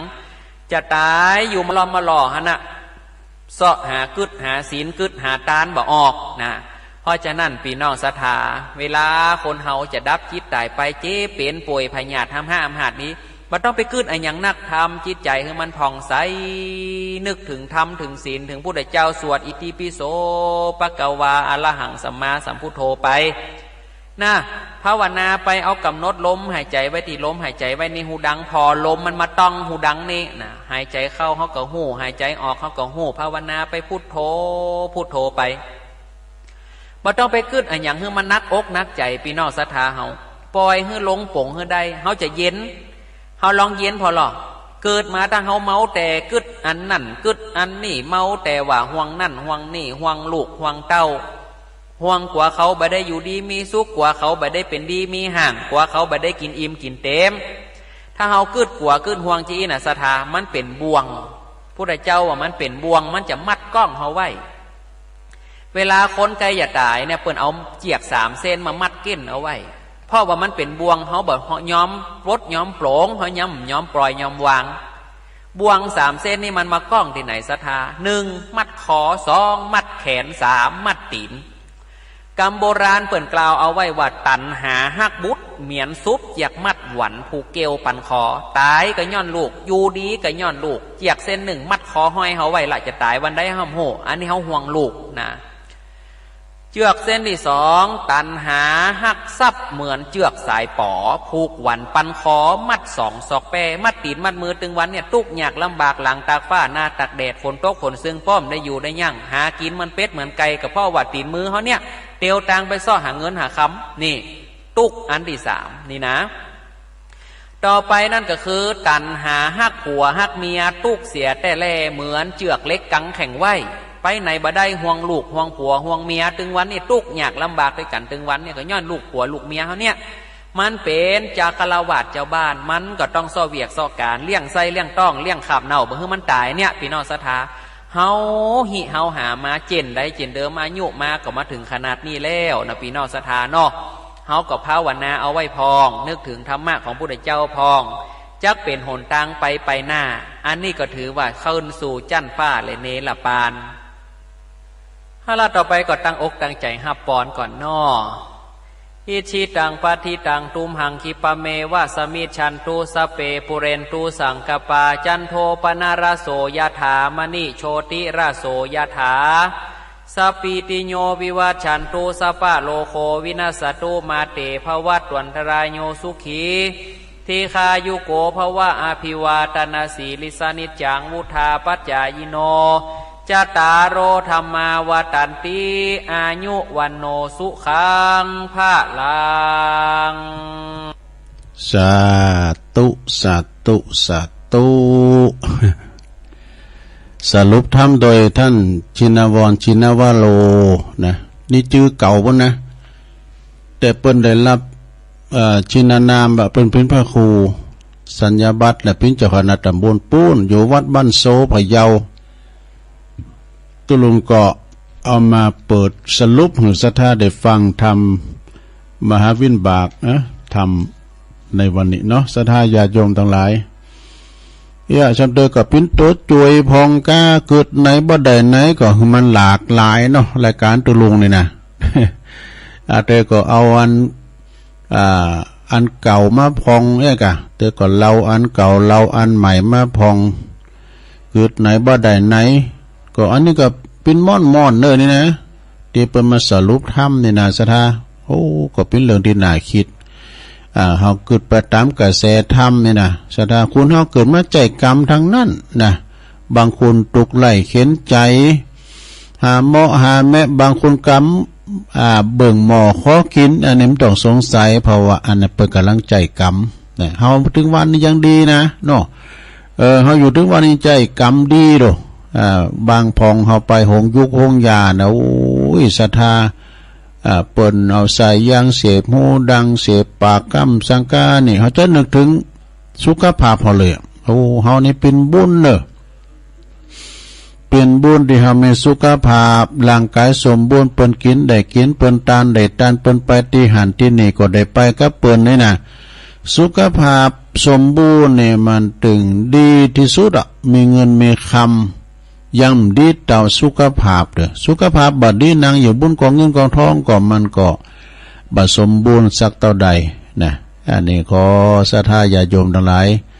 ควรเฮานี่เกิดมาเปิดบุญเฮากอดแปลงทุนบาตังหน้าแถมแม่เนาะเฮาถึงวันนี่เกิดมาเปิดบุญเก่าเฮาเสวยบุญเก่าร่วมเดี๋ยวนี้นะบางพองก็เสวยบุญเก่าแล้วบ่ได้สร้างบุญใหม่เหมือนเฮาเยนานักปราชญ์บัณฑิตท่านหนึ่งเปรียบไว้อย่างเอี้ยตุลุงก็มาว่าเป็นประจำก็ถ้าเป็นอันแต่เนาะเฮาถึงวันนี้เฮาได้กินบุญเก่าก็เฮาเยนาปีแล้วได้กินปีนี้เองอ่ะเนาะเฮาได้ปีนี้ก็ปีหน้าก็อดข้าวถ้าหมอไอ้นะข้าวสารก็แป้งอย่างนี้ มันนี่เป็นความจริงอยู่เนาะอันนี้เป็นว่ามีเปิ้นเล่าให้ฟังว่าเปิ้นสูงไว้ทันหนึ่งเป็นอันพ้นเอกนะเกษตรมาได้อยู่10 ปีเศษนี่นะออกมาเพราะว่าออกรอบเล่น เล่นกอล์ฟนะเล่นกอล์ฟบ่อยๆเล่นเทนนิสโดยถือว่าเป็นผู้ที่สูงวัยแต่มีสุขภาพดีว่ะยังเตะปิดดังอยู่แม่จะแก่แล้วก็ยังท่องเที่ยวอยู่ในทุกย่านน้ำนี่ขนาดเป็นปลดเกษียณมาแล้วได้หลายปีแล้วสุขภาพเป็นก็ยังสมบูรณ์แข็งแรงจึงประมาทว่ะนะขนาดว่าหลอดไฟตีบ้านดับเนี่ยจึงลุกไปเป็นหลอดไฟตีเพดานเองขึ้นนะเพราะว่าขึ้นบุญเก้าอี้ไม่สี่ขานะตีแข็งแรงเปิดจะเป็นหลอดไฟแต่เนี่ยเป็นเม็ดแต่นะหลวงเนอะแต่ในทรงแงนนะกะทรงแงนหน้าเงยหน้าขึ้นมองหลอดไฟนี่ปรากฏว่าแงนมากไปหน่อยดูกระดูกที่การคอมันจะเขียดยานะมันกดทับเส้นเลือดว่ะตีไปเล่งสมองปรากฏว่าล้มทั้งยืนเก้าอี้ก็ลุ่มคนก็ลุ่มเพราะยังเลือดไปเล่งสมองขาดตอนในช่วงนั้นพอดีเลือดนี่ก็สำคัญเป็นมันไปเล่งสมองพุ่นมันขาดในตอนนั้นช่วงนั้นพอดีตอนนี้ก็นี่ก็ได้แต่นอนอัมพฤกษ์บ่ฮู้โตนั่นลุ่มลงมาแล้วเป็นอัมพฤกษ์อัมพาตไปร่างกายที่แข็งแรงแต่นะหลวงนะร่างกายที่สมบูรณ์แข็งแรงแต่กลายเป็นอัมพฤกษ์อัมพาตนี่เป็นวันลุกมานะเฮ้ยไปห้องน้ำก็ตามนะมีคนหนึ่งเปิดอธิบายว่าลุกมาแล้วต้องนั่งให้ก่อนนะนั่งเลิศมันขึ้นไปเล่งสมองก่อนพูดพานลุกไปนะหันมาหลายว่าเปิ้นมาว่าขี้วูบอ่ะนะเฮาลุกนั่งให้ก่อนเลิศลุมมันไหลเข้าตีมันไปเล่งสมองให้ก่อนแล้วก็ก้อยลุกมา แล้วก็ลุกมาแล้วก็ไปห้องน้ำไม่น่ะเนาะมันจะว่าลุกมาโพดพากันเดียวยันขณะเดียนเฮานอนนั่นน่ะเลิศมันจะได้พวกเนาะกระทั่งลุกมาเลิศมันจะด้านหลังลุกไปด้านลุมจะล่อมันขึ้นมาใช่ไหมแล้วแต่ว่าท่านผู้นี้นะอายุเปิ้นก็วัยเกษียณไปแล้วนะแข็งแรงเนี่ยเป็นหลอดไฟแงนพอหลอดไฟนานเลิศขาดสมองในตอนนั้นพอดีลุ่มป่วยเลยเป็นอัมพาตอันตรายเหลือเกินสำหรับการแงนพิษแต่ประวังแงนข้อพิษทาวะนับได้นับแงนกับบ่ได้นะลงเด้อของผู้สูงวัยเฮาเนี่ยนะเลยนำมาเตือนอีกครั้งนะจะได้ระวังตัวกันมาขึ้นเนี่ยไปลุกกำเดียวนะลงนะลุกนั่งก่อนที่กลางสลีก่อนในช่วงแงนก็เหมือนกันนะนับได้นับแงนก็บ่ได้นะในช่วงแงนหน้าซอยผลไม้หน่วยไม้หน่วยตอก็ดีก็เชกเช่นเดียวกันแก่แล้วห้ามประมาทเด้อลูกหลานจะลำบากนะ เปิดบ้านคนเพื่อนอีกคนหนึ่งเนี่ยพิธาอย่างไรเปิดประดมคุณในพิธานในการลุ่มและก็เงยกุ้มและก็เงยวะในการก้มและเงยเนี่ย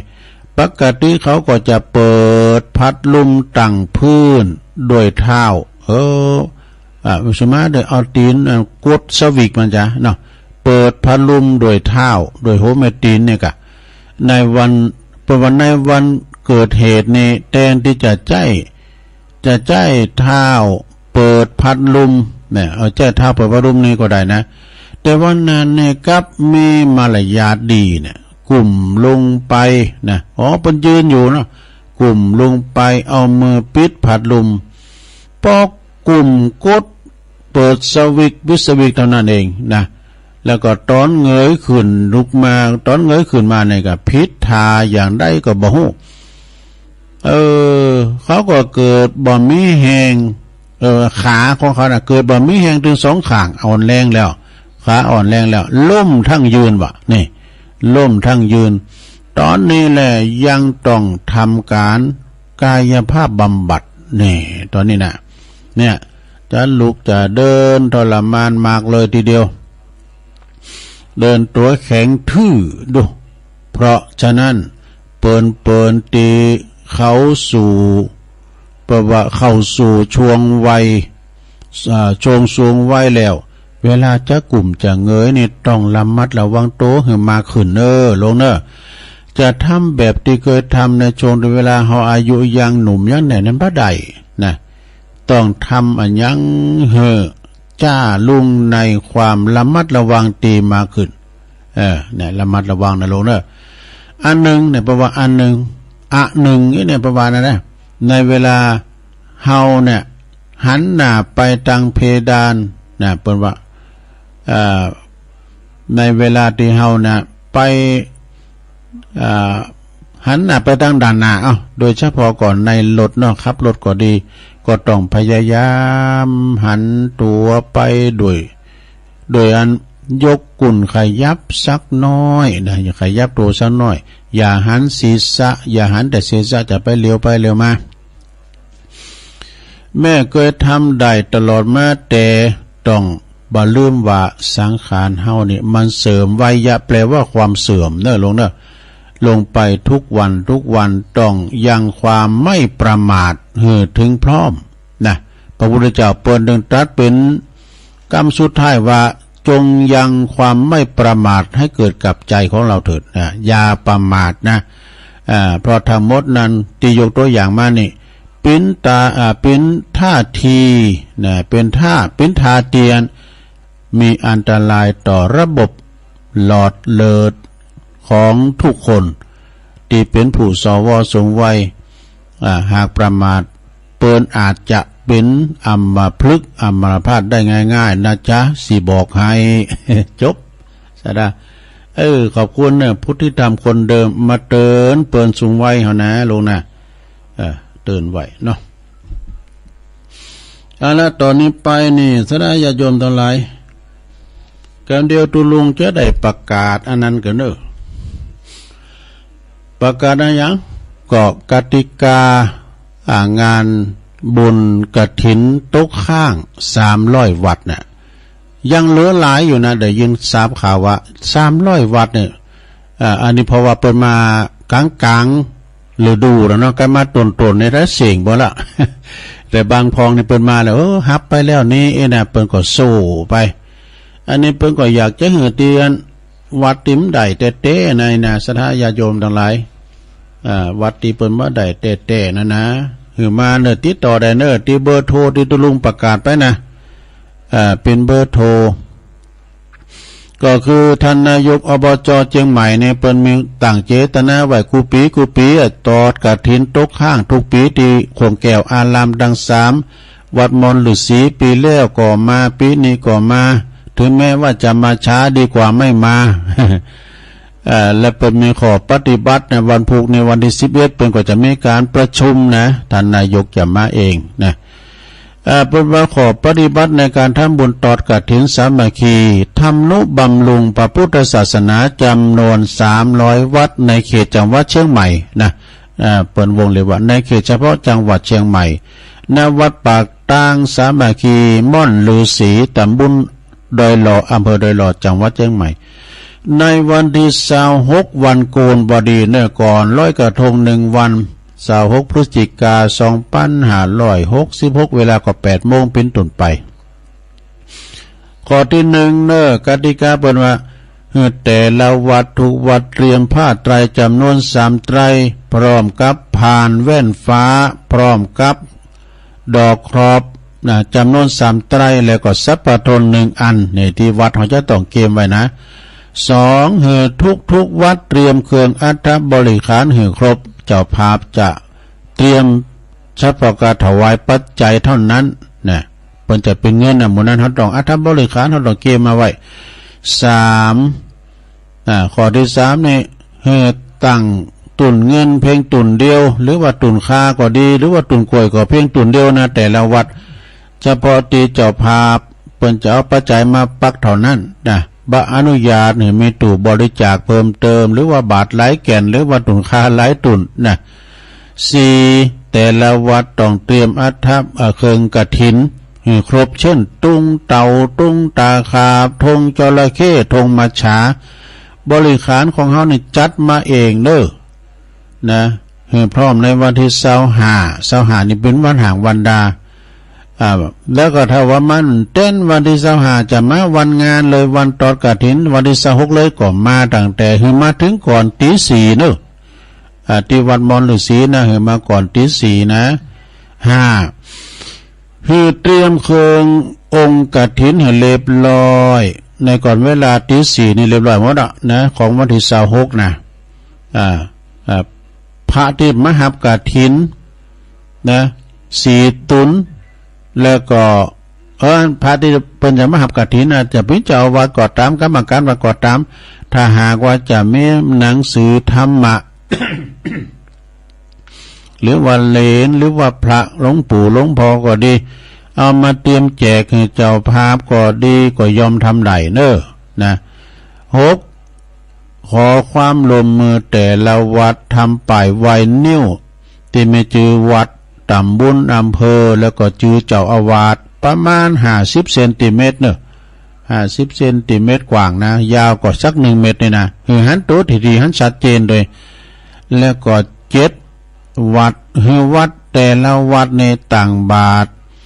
หรือวัดตู่บริจาคอย่างได้อย่างหนึ่งเท่านั้นอย่าไปเพราะว่าอย่างเดียวเท่านั้นนะห้ามซ้ำซ้อนห้ามซ้ำซ้อนมีตุนค่าหลายตุนนะได้นะมีวัดละตุนนี่กัน7วัดแต่ละวัดต่างบาทหรือตู่บริจาค8แต่ละวัดในพิมพ์ซองกฐิน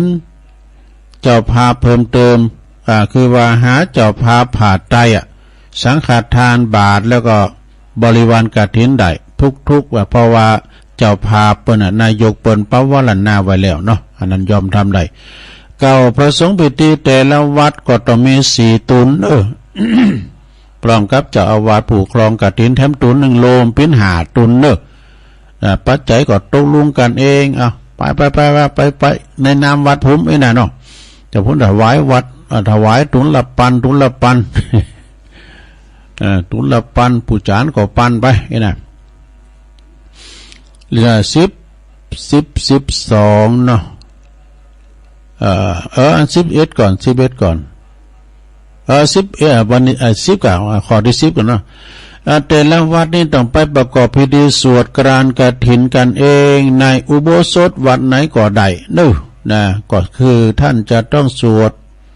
ต้องกรานด้วยผ้ากฐินผืนนี้นะข้อที่11ลง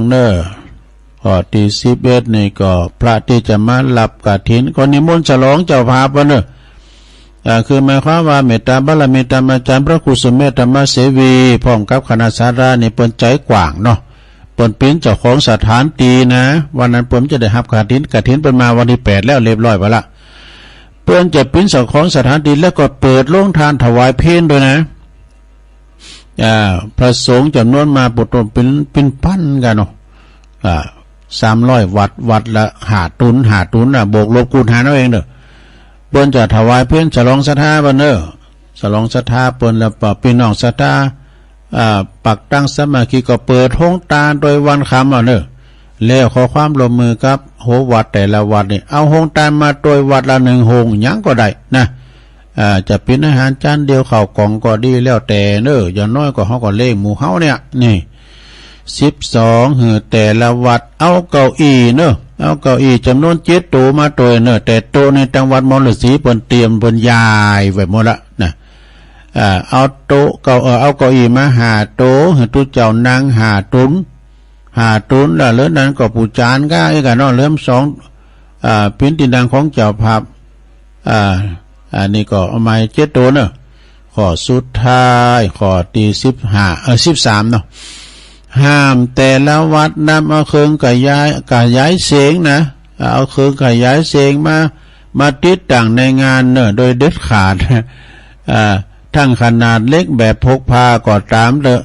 หรือว่าลำโพงบลูทูธห้ามเปิดใจเฉพาะเครื่องเสียงส่วนกลางเท่านั้นเองเพื่อความสะดวกสบายของตัวท่าน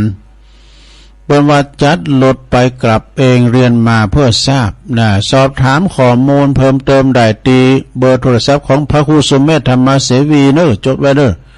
เบอร์โทรศัพท์ของท่านเจ้าอาวาสวัดม่อนฤาษี0848038799ฟังไงเนาะ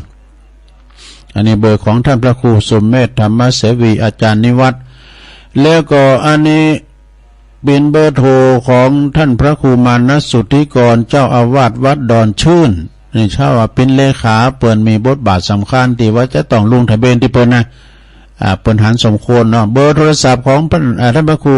มานะสุทธิกรก็086ก็0ไม่น่ะ0861796671เนี่ย0861796671เน้อ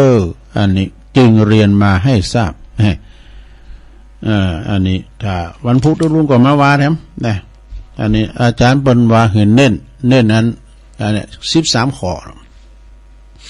อาจารย์พระครูอภิวัฒนวิกรมก็ให้ประกาศทุกครั้งที่เขาเอารายการนี่นะเนาะ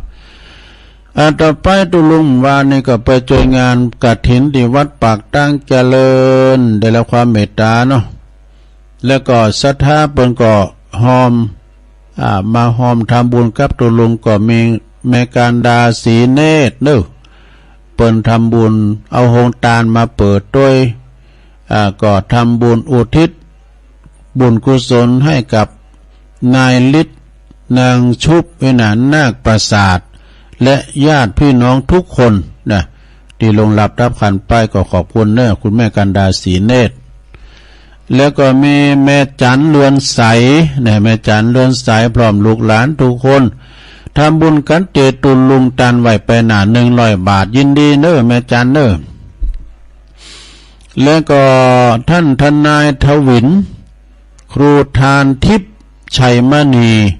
อันนี้บ้านแสนคันธาอำเภอแม่วางจังหวัดเชียงใหม่12ขอบคุณเนอะท่านทนายเนอะ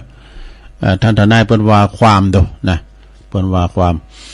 ศรัทธาคุณแม่อมลาวงแหวนพร้อมด้วยครอบครัวรวมทำบุญปูจาแถม12เนอะ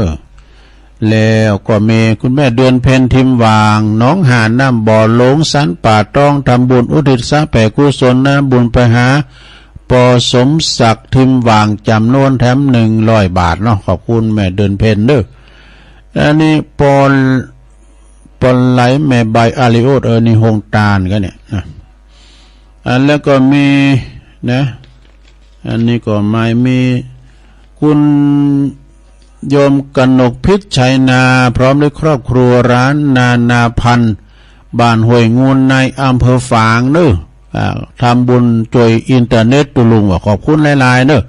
แต่ว่าเนี่ยเปิ้นเอาโฮงตาลมาโดยเข้าซอยจากเมืองฝางเนี่ยโอ้ลำว่ะเปิ้นวันลำกันเปิ้นก็ไปถวายเพลโดยก็มาลำรถตู้นะพี่น้องฝางนะพี่น้องเมืองฝางโดยการนำของคุณโยมกนกพิชัยนาแม่บุญปันเขาอันนี้ไอแบงตู้ไอแบงห่างต่ำนี่ถวายการนำกาแฟฝากสามเณรเอาหลักมาด้วยขอบคุณนะได้รับแล้วเนอะไอแบงด้วยไอแบงห่างต่ำไหมวะขอบคุณหลายๆผสมแม่บุญปันนี่ผสมแม่บุญปันบนห้วยงูในเนอะเปิดก็มาโดยกันขบวนเดียวกันเนาะแถม12เนาะตาเหียงนามสกุลเปิ้นน่ะแม่กัลยาดวงตาห้วยงูในรวมทำบุญแถม12เนอะแล้วก็มีศรัทธานายวันนะปัญญาศรีพร้อมกับอันนี้เปิ้นลงทันน้ำแข็งเนอะขอบคุณหลายๆเนอะแล้วก็มีวิชัยยุพาญาติวงศ์นะอันนี้ก็อบต.เฮาเนาะมีนางสาวพันนิตราพรหมเมนพร้อมครอบครัวนะจากแม่แตงแถม12เด้ออันนี้ก็เป็นรายชื่อรายนามของคณะศรัทธาที่ร่วมทำบุญกันแต่ว่านี่ต้องขอบคุณเนาะ ที่ไปในงาน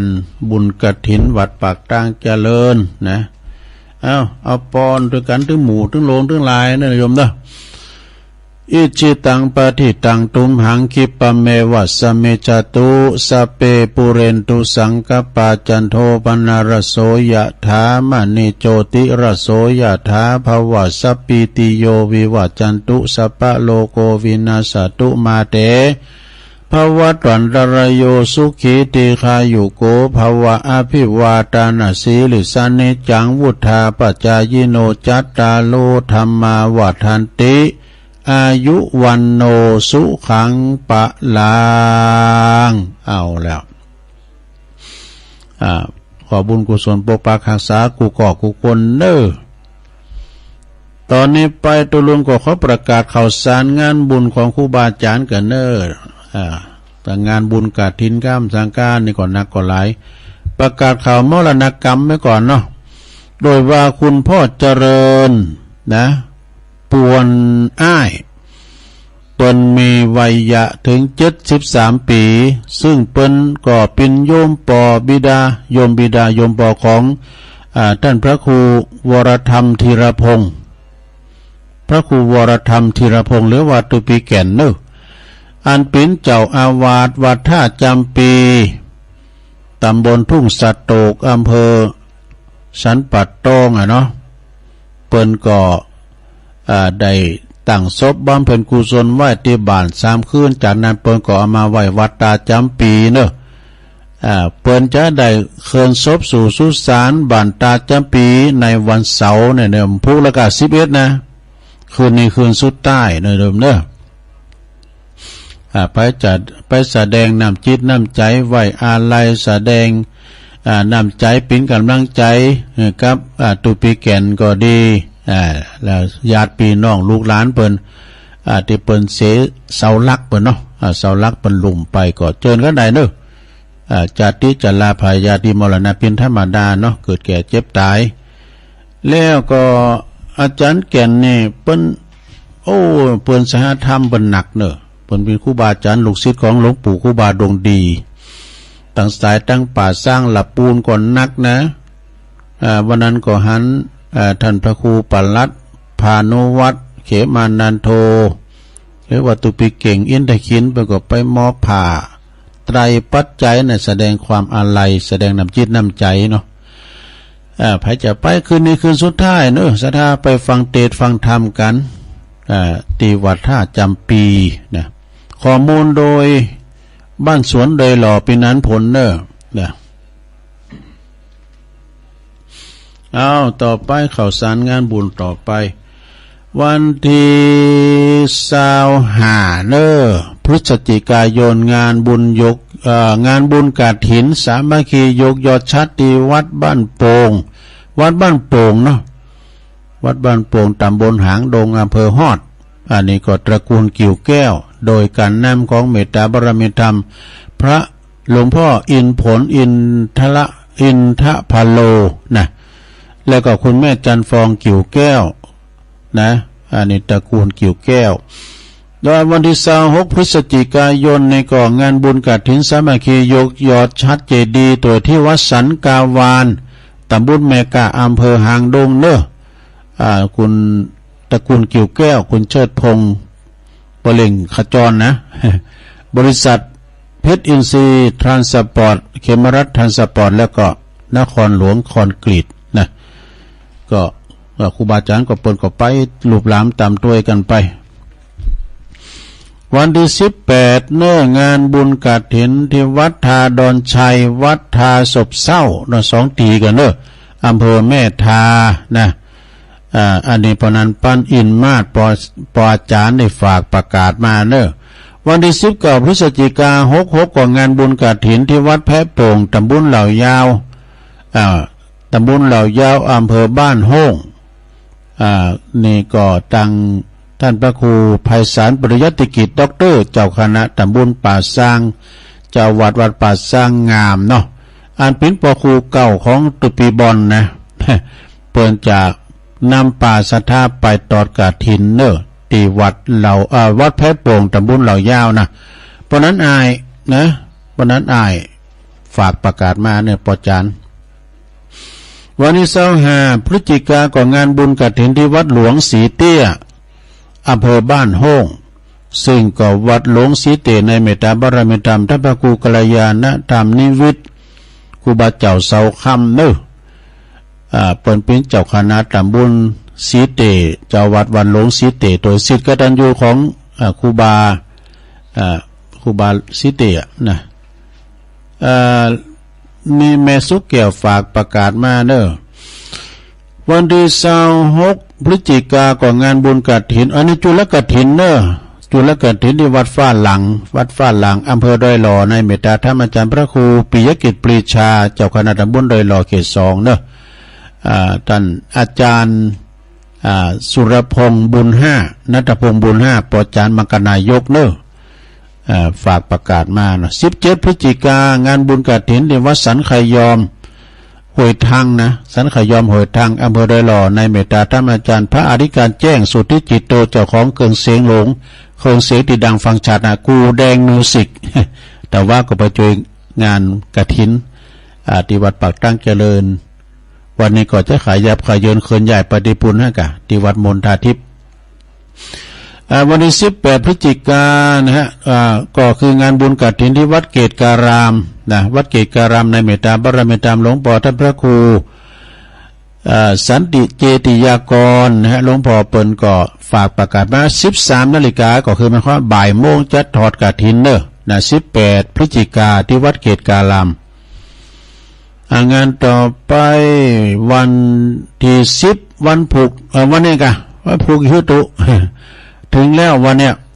เพิ่นจะทำบุญตอดกฐินแล้วก็ตานศาลาเนอะการประเลนศาลาหลังใหญ่ที่วัดเหล่ามณฑาทิพย์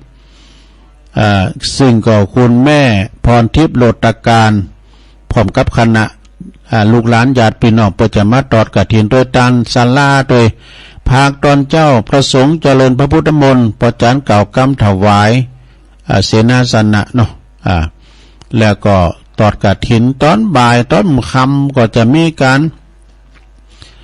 ทำพิธีเจริญพุทธมนต์สวดมนต์ตานพุทธาภิเษกนะเสกซ่อมยอมยศพระพุทธรูปเจ้าปิมปาพระเจ้าก็ตื่นจำลองปางสมาธิที่บนปฏิฐานที่ในศาลาเนอะแล้วก็จะมีเตธรรม3 ผูกนะทำปฐมสมโภชธรรมจักรปวัตนสูตรทำพุทธาภิเษกจบจากนั้นแล้วก็จะมีคณะสงฆ์จากวัดพระธาตุเจ้าสลีจอมตองจะมาสวดเบิกแถมเนาะจบจากสวดเบิกก็โขนเขาติบ4 โมงเจ้าก็ไขตาพระเจ้า เบิกเด็ดกันต่อไปเนอะอันนี้วันคืนนี้นะสถาไผปิ้นนักเลงบอกไฟนะบอกไฟดอกนี่นะความยาวไม่เกิน40 เซนติเมตรนำไปแข่งใดเนอะคืนนี้โปรจะเริ่มแข่งขันตั้งแต่เวลา20 ทุ่มเป็นต้นไปรางวัลงามเนอะที่1 5 ปันที่2 4 ปันที่3 3 ปันชมเชยมี2 รางวัลละ 1,000 บาทเริ่มการแข่งขัน8 โมงคืนเมื่อคืนเป็นต้นไปเนอะพี่ไอ้แพนรัฐกรรมการวัดฝากประกาศมาเนอะนะแล้วก็ต่อไปวันที่11ก็งานบุญกฐินที่วัดม่อนห้วยแก้วอาจารย์สมหวังกัลยาณปราโมทย์เนอะ11 พฤศจิกายนนะแล้วก็11 พฤศจิกายนเหมือนกันเปิดมีการประชุมกันนะที่โคงแก้วอารามทั้ง3วัดมอนฤาษีด้วยเนอะนิมนต์เจ้าอาวาสมากับปอจานมังคณายกกันมาฟังเนาะท่านนายกจะมาแถลงนโยบายเพิ่มใจ จะมาบอกรายละเอียดนอกเกี่ยวกับงานตานตอดกฐินโต๊ะข้าง300 วัดนะยังเหลือหลายอยู่เนอะปากันเข้ามาด้วยปากันมาเหลือกี่วันนะเหลือติดเดียวนะกฐินจะเพิ่งให้มันเคลื่อนนะกูเตอนึกวัดเหลือย้ำได้จัดนักเดือนนี้เฮาโกนกฐินจะเหลือ แล้วก็วันที่11วันพุธนี้ก็มาประชุมกัน8 โมงเป็นต้นไปเด้อที่วัดมอนฤาษี12 พฤศจิกายนก็งานบุญตอดกฐินที่วัดหนองเหงเด้อหนองเหงก็ตอนบ่ายประจะตอดกฐินในเมตตาธรรมอาจารย์พระครูวรธรรมนาถนะอาจารย์สมศักดิ์อัครธรรมโมนะวัด หนองเหงตำบลสันติสุขอำเภอดอยหลอกของเขาเองนะแล้วก็ทำงานหนึ่งก็12เหมือนกันที่วัดหนองผาขาวหนองเหมือนกันระหว่างหนองเหียงฝ่ายแดง หนองเหียงกับหนองผาขาวเด้อวันเดียวกันนะฮะวันที่12เหมือนกันเด้อหนองผาขาวเนี่ยก็กระถิ่นสามัคคีเหมือนกันเด้อพี่น้องหลายปีก็ไปกันหลายๆนะในวันที่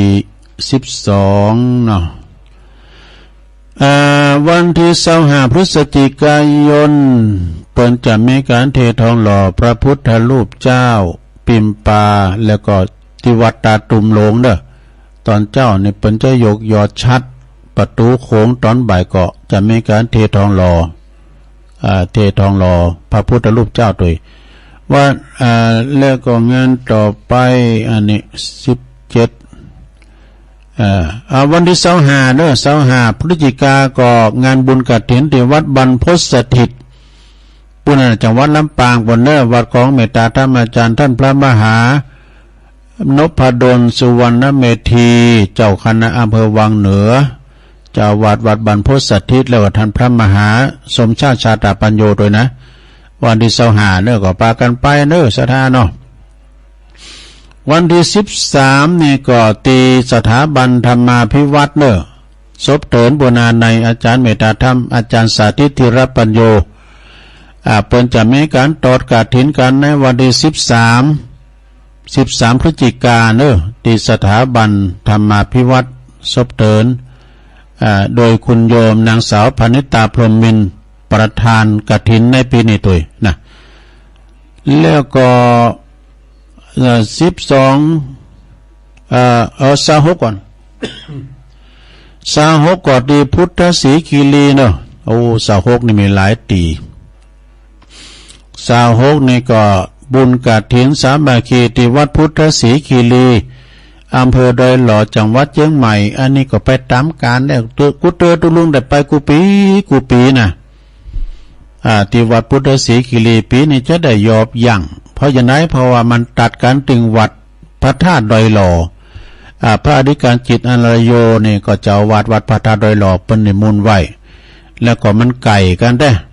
เวลาเฮามีการไม่งานก่อนนิมนต์ตุปีเปิ้นมาเวลามีการไม่งานตะลุมตุปีก่อนนิมนต์หลวงพ่อน่ะตุลุงไปเฮาก็ได้ไปเตนเปิ้นในเวลาคันบ้านใดเหมือนกันนะมันไก่หิมกันน่ะได้ปีนี้ก็เลยยอบย่างเนาะจะไปจอยตุปีหรือว่าท่านพระอธิการจิตอนัลโยนะฮะวัดพระธาตุดอยหล่องานบุญกฐินมันตรงกันศรัทธาญาติโยมที่วัดพุทธศรีคีรีก็เป็นที่ไปนะย่างสักปีนี้ท่านมหาไปแล้วก็แล้วหั่นน่ะเนาะท่านมหาสมชาติและท่านพระครูอภิวัฒนวิกรมเพิ่นจะไปนอนพุ่นน่ะนะตามกุฏิตุลุงก็ไปนอนนะโอ้ไปพอหมอกทะเลหมอกโมนเนาะอากาศหนาวเด้อบุญดอยนะดอยพุทธศรีคีรีในเมตตาธรรมอาจารย์วรรณชัยชัยยานันโทเนอ26นะ26นะแล้วก็วัดพระธาตุดอยหล่อก็26เหมือนกันตุลุงก่อนละพระใดนะปั่นหิมกิมไก่กันกินต้านหอตึงถึงกันก็ไปจอยกูปีกับกูปีมันแตดกันพี่นี่มันแตดกันก็เลยขอยกยอดแปะไว้ปีเนาะบุญดอยนะอันนี้ประกอบหำว่าถ้าเมื่อได้ตัวพีนะก็เลยก็เสียสัจจะก็เลยจอยตุปีก่อนเนอะ26นี่นะกฐินของไผก็หอพินันเคนั่นแหละนะกฐินสั่งเมนนะของเจ้แหม่มเขานี่แหละตีบจะต่อตีวัดพระธาตุดอยหล่อเนาะ25พฤศจิกาก็ดีวัดฝายเห็นมชเนอในเมตตาธรรมอาจารย์พระครูสมุวิศววรกิจโจตีต่างแห่งสถานีคืน104เนออันนี้เปิ้นก็มชเนี่ยเปิ้นมากูปีนะศรัทธาญาติโยมวันที่25เนอปีนี้นะ25พฤศจิกายนที่วัดฝายเห็นตัวปีหนุ่มเขาก็ทีมงานนั้นถ่ายทำนอกสถานทีมว่าเพิ่นก็มาถ่ายทำที่วัดปากตั้งเจริญแล่มว่านี่ก็ยกกองถ่ายไปที่วัดมณฑาทิพย์แล้ว วันนี้จะถ่ายทอดฟังเสียงวันคำในโลกเด้อฟังเพิ่นถ่ายทอดเสียงวันคำหันถึงภาพถึงเสียงด้วยทีมงานของวัดฝายเห็นตัวปีหนุ่มน้ำทีมตัวปีตะวันเขานั้นถิ่นก็นี่นะในเมตตาธรรมอาจารย์พระครูสมุวิศววรกิจโจ นะเปิดมีน้ำจิตน้ำใจ26ก็ที่วัดสันเมืองนะลงเนอวัดของอาจารย์เน้นหลักอาจารย์เอาหลักปัญโยนันนะแล้วก็ท่านเจ้าอาวาสโดยโปรแกรมนั้นวิวัฒน์ปัญโยยอดปรามติบเขาในวันที่26เนอะ26โอ้26นี่หนักแต่ที่วัดสันเมืองนะฮะตำบลหนองหล่องอำเภอเวียงหนองล่องแล้วก็วันที่17กับวัดสันไข่ยอมห้วยทังก็ว่าไว้แล้วเนาะแล้วก็วันที่11นี่ธันวาคมเนอะไผ่ผีบ่นะ11นี่ก็ธันวาก็งานประจำปีสวดอิติปิโส108จบที่วัดปากตั้งเจริญเนอะปีนี้เพิ่นจัดใหญ่นะเพิ่นจัดใหญ่ที่วัดปากตั้งเจริญในเมตตาธรรมอาจารย์พระครูอภิวัฒนวิกรมนะต่อไปก็16-17ธันวาบุญเนองานบุญใหญ่กำแล้วตัดไว้ลูกในเม็ดผูกพระศิมาณที่วัดเจ็ดลินนะฮะในเมตตาบารมีธรรมอาจารย์ท่านพระมหาวิษณุจารุธรรมโมนะเปิ้นก็จะมีขึ้นในวันที่16-17เนองานบุญใหญ่นะงานบุญแข่งเฮอตีตาไฟด้อยหน่อยก็เริ่มตั้งแต่4 วัน 4 คืนกันนะวันที่27นั่นก็สุดท้ายก็คือเป็นวันเดินลอยกระทงโดยที่ไฟด้อยหน่อยเนี่ยลุมด้อยหน่อยเขาเนี่ยจะมีแข่งเฮอ5 ฝีพาย12 ฝีพายนะโอ้โมนคุณหลายนะ2 ฝั่งแม่น้ำปิงจะโดยองค์การบริหารส่วนตำบลดอยหล่อท่านว่าที่ร้อยตรีสุรพงศ์กาบวังนะนายกแล้วก็เมื่อคืนก็มีย้อนยุคมีมวยตามเคยว่าในพระปรลงแดงนะแดงศรีวิชัยว่าเพิ่นก็ไปคุ้นปากตั้งเจริญน่ะโตอำนวยความสะดวกต่อถวายการต้อนรับลุงอย่างดีปรลงแดงศรีวิชัยแล้วก็วันที่28นี่ก็ตีตาไฟตีตาหนาวัดตาน้ำปิงหนาวัดพระธาตุดอยหล่อเนอะเพิ่นก็จะมีงานลอยกระทงก็มีเหมือนกันเนี่ยนะมีย้อนยุคเรามีมวยด้วยแล้วก็วันที่นี่เนอะสถาญาติโยมทั้งหลายวันที่16เต็มกรรมเนอะ16นี่ก็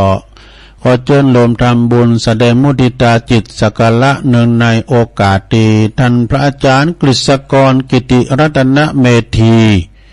หรือวัดตุปีโอมเนอะรองเจ้าอาวาสวัดทุ่งโป่งตำบลเหล่ายาวอำเภอบ้านโฮกเปิ้นได้รับการแต่งตั้งเป็นพระฐานานุกรมนะตำแหน่งบดิกาเนอะบดิกากฤษกรนี่กะพระบดิกากฤษกรรัตนกิติรัตนเมธีนะเนาะ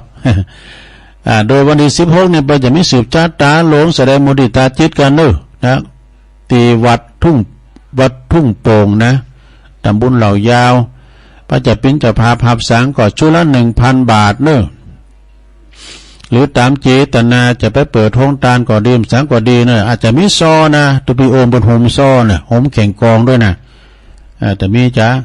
วันที่16เนอะวันเล็กออกพอดีวันที่18เนอะสนา18 พฤศจิกายนในก่อทางวัดมีโชคหอมบุญในเมตตาบารมีธรรมหลวงปู่มานิษฐาวโรนะหลวงปู่เป็นเจ้าอาวาสเปิ้นจะมีงานบุญใหญ่ตอนเจ้าประจัดต้านถนนใหม่เนอะต้านถนนหนทางมากาแล้วก็ทำบุญทักษิณานุปทานอุทิศบุญกุศลแด่ครูบาอาจารย์อันมีหลวงปู่ท่านพระมหาท่านเจ้าคุณมหาศัพท์เป็นตุ่นเนาะเป็นประธานแล้วก็หลายตุนตานหายาติกาวงศาโดยก็เจิญเนอะพระสงฆ์พิธี21 รูปนะตอนเจ้าชันเพลแล้วตอนบ่ายก็จะตอดกฐินการปิ้นลำดับต่อไปที่วัดมีโชคหอมบุญเนอะขอบคุณทางหลวงปู่พระครูพุทธิธรรมรักษ์แล้วก็อาจารย์สมเด็จปัญญาโน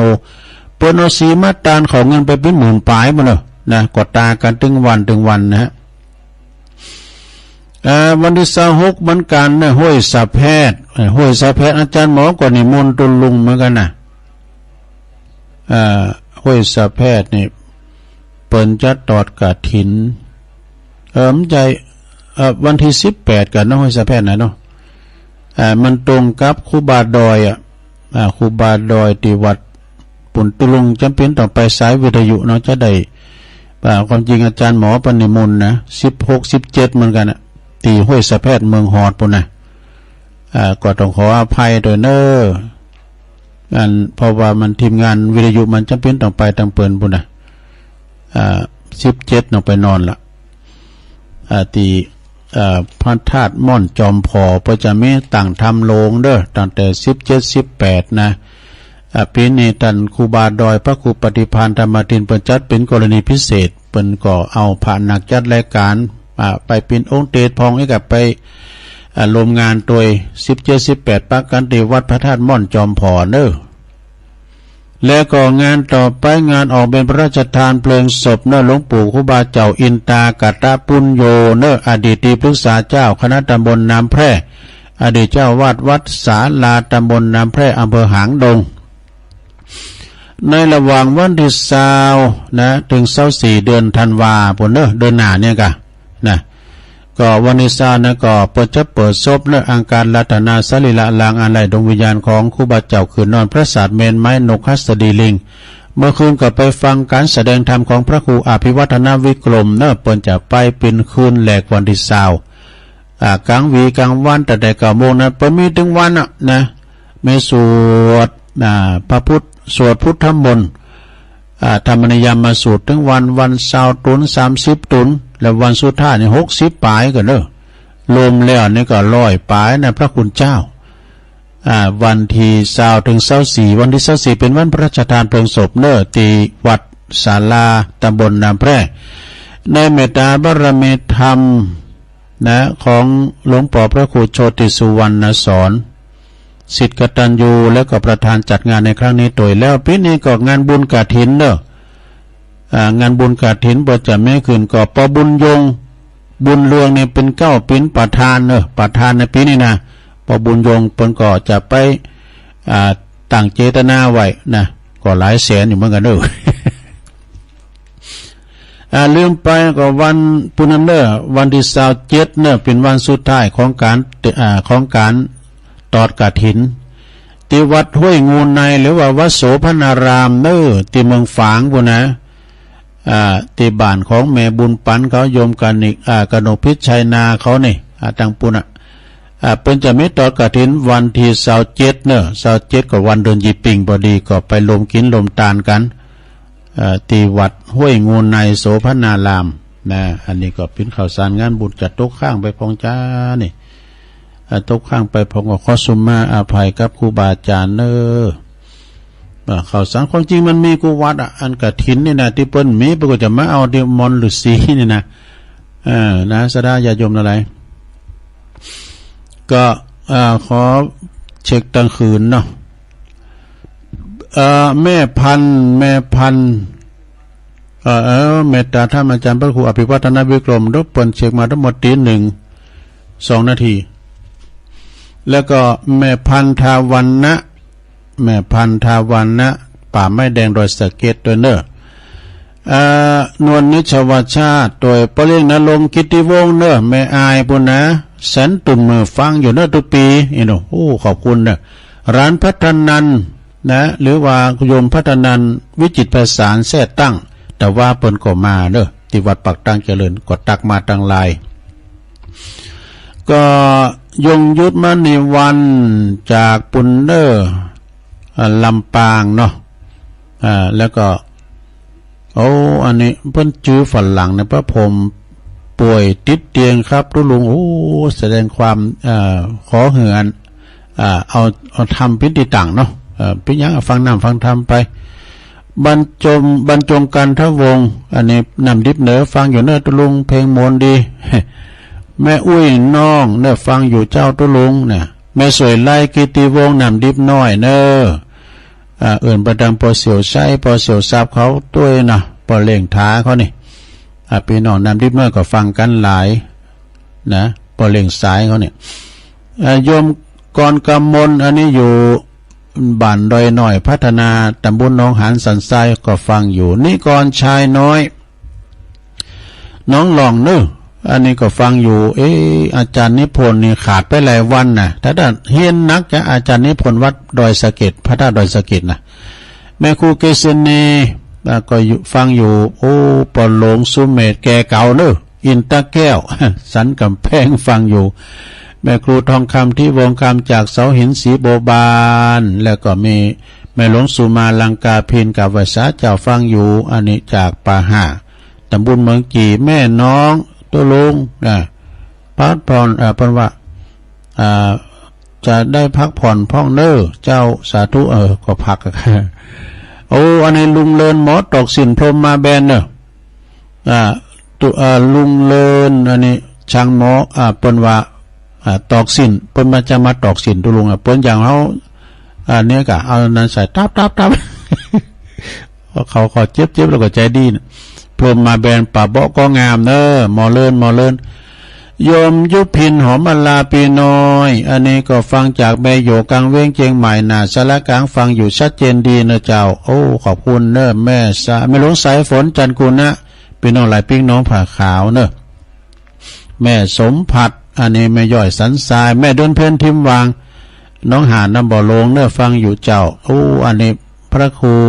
สุจินธรรมานุวัตรตุปิชาเนอะวัดป่าตานเจ้าคณะตำบลโมงน้อยก็ฟังอยู่นะตักบาตรต่างลายเปลี่ยนธรรมเอกวัดลาดเนอะอันนี้ก็ฟังอยู่ขอบคุณนะครับเด้อครูบาอาจารย์ก็ฟังแม่สุทัศน์ดีมูลอันนี้ก็ตุ้งปีเนาะแม่สุทัศน์ในแสนพรมตุ้งปี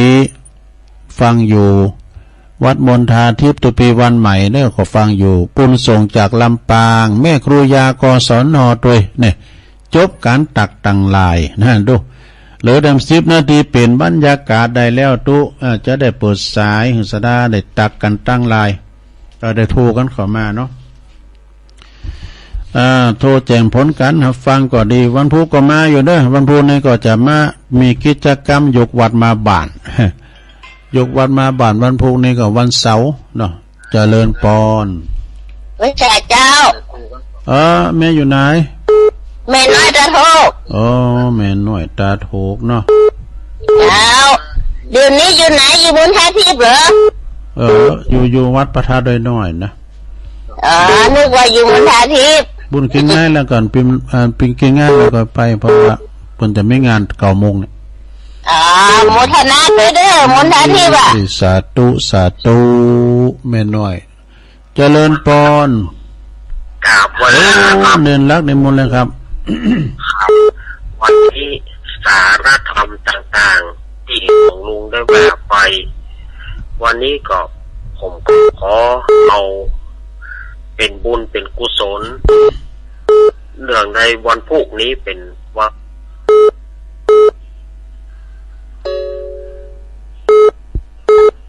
เสียงหายไปน่ะเอาใหม่วันพรุ่งนี้สารธรรมต่างๆที่หลวงลุงได้ว่าไปเนี่ยผมเอาเป็นของขวัญวันเกิดด้วยแก่ศรัทธาญาติโยมวันพรุ่งนี้เป็นวันคล้ายวันเกิดของตัวผมเนาะวันพรุ่งนี้วันที่11 พฤศจิกาก็อันขอผลบุญศรัทธาญาติโยมได้ผลบุญกันนักเอาสาระต่างๆเป็นของขวัญวันเกิดกันแล้วกันเนาะครับเนาะครับ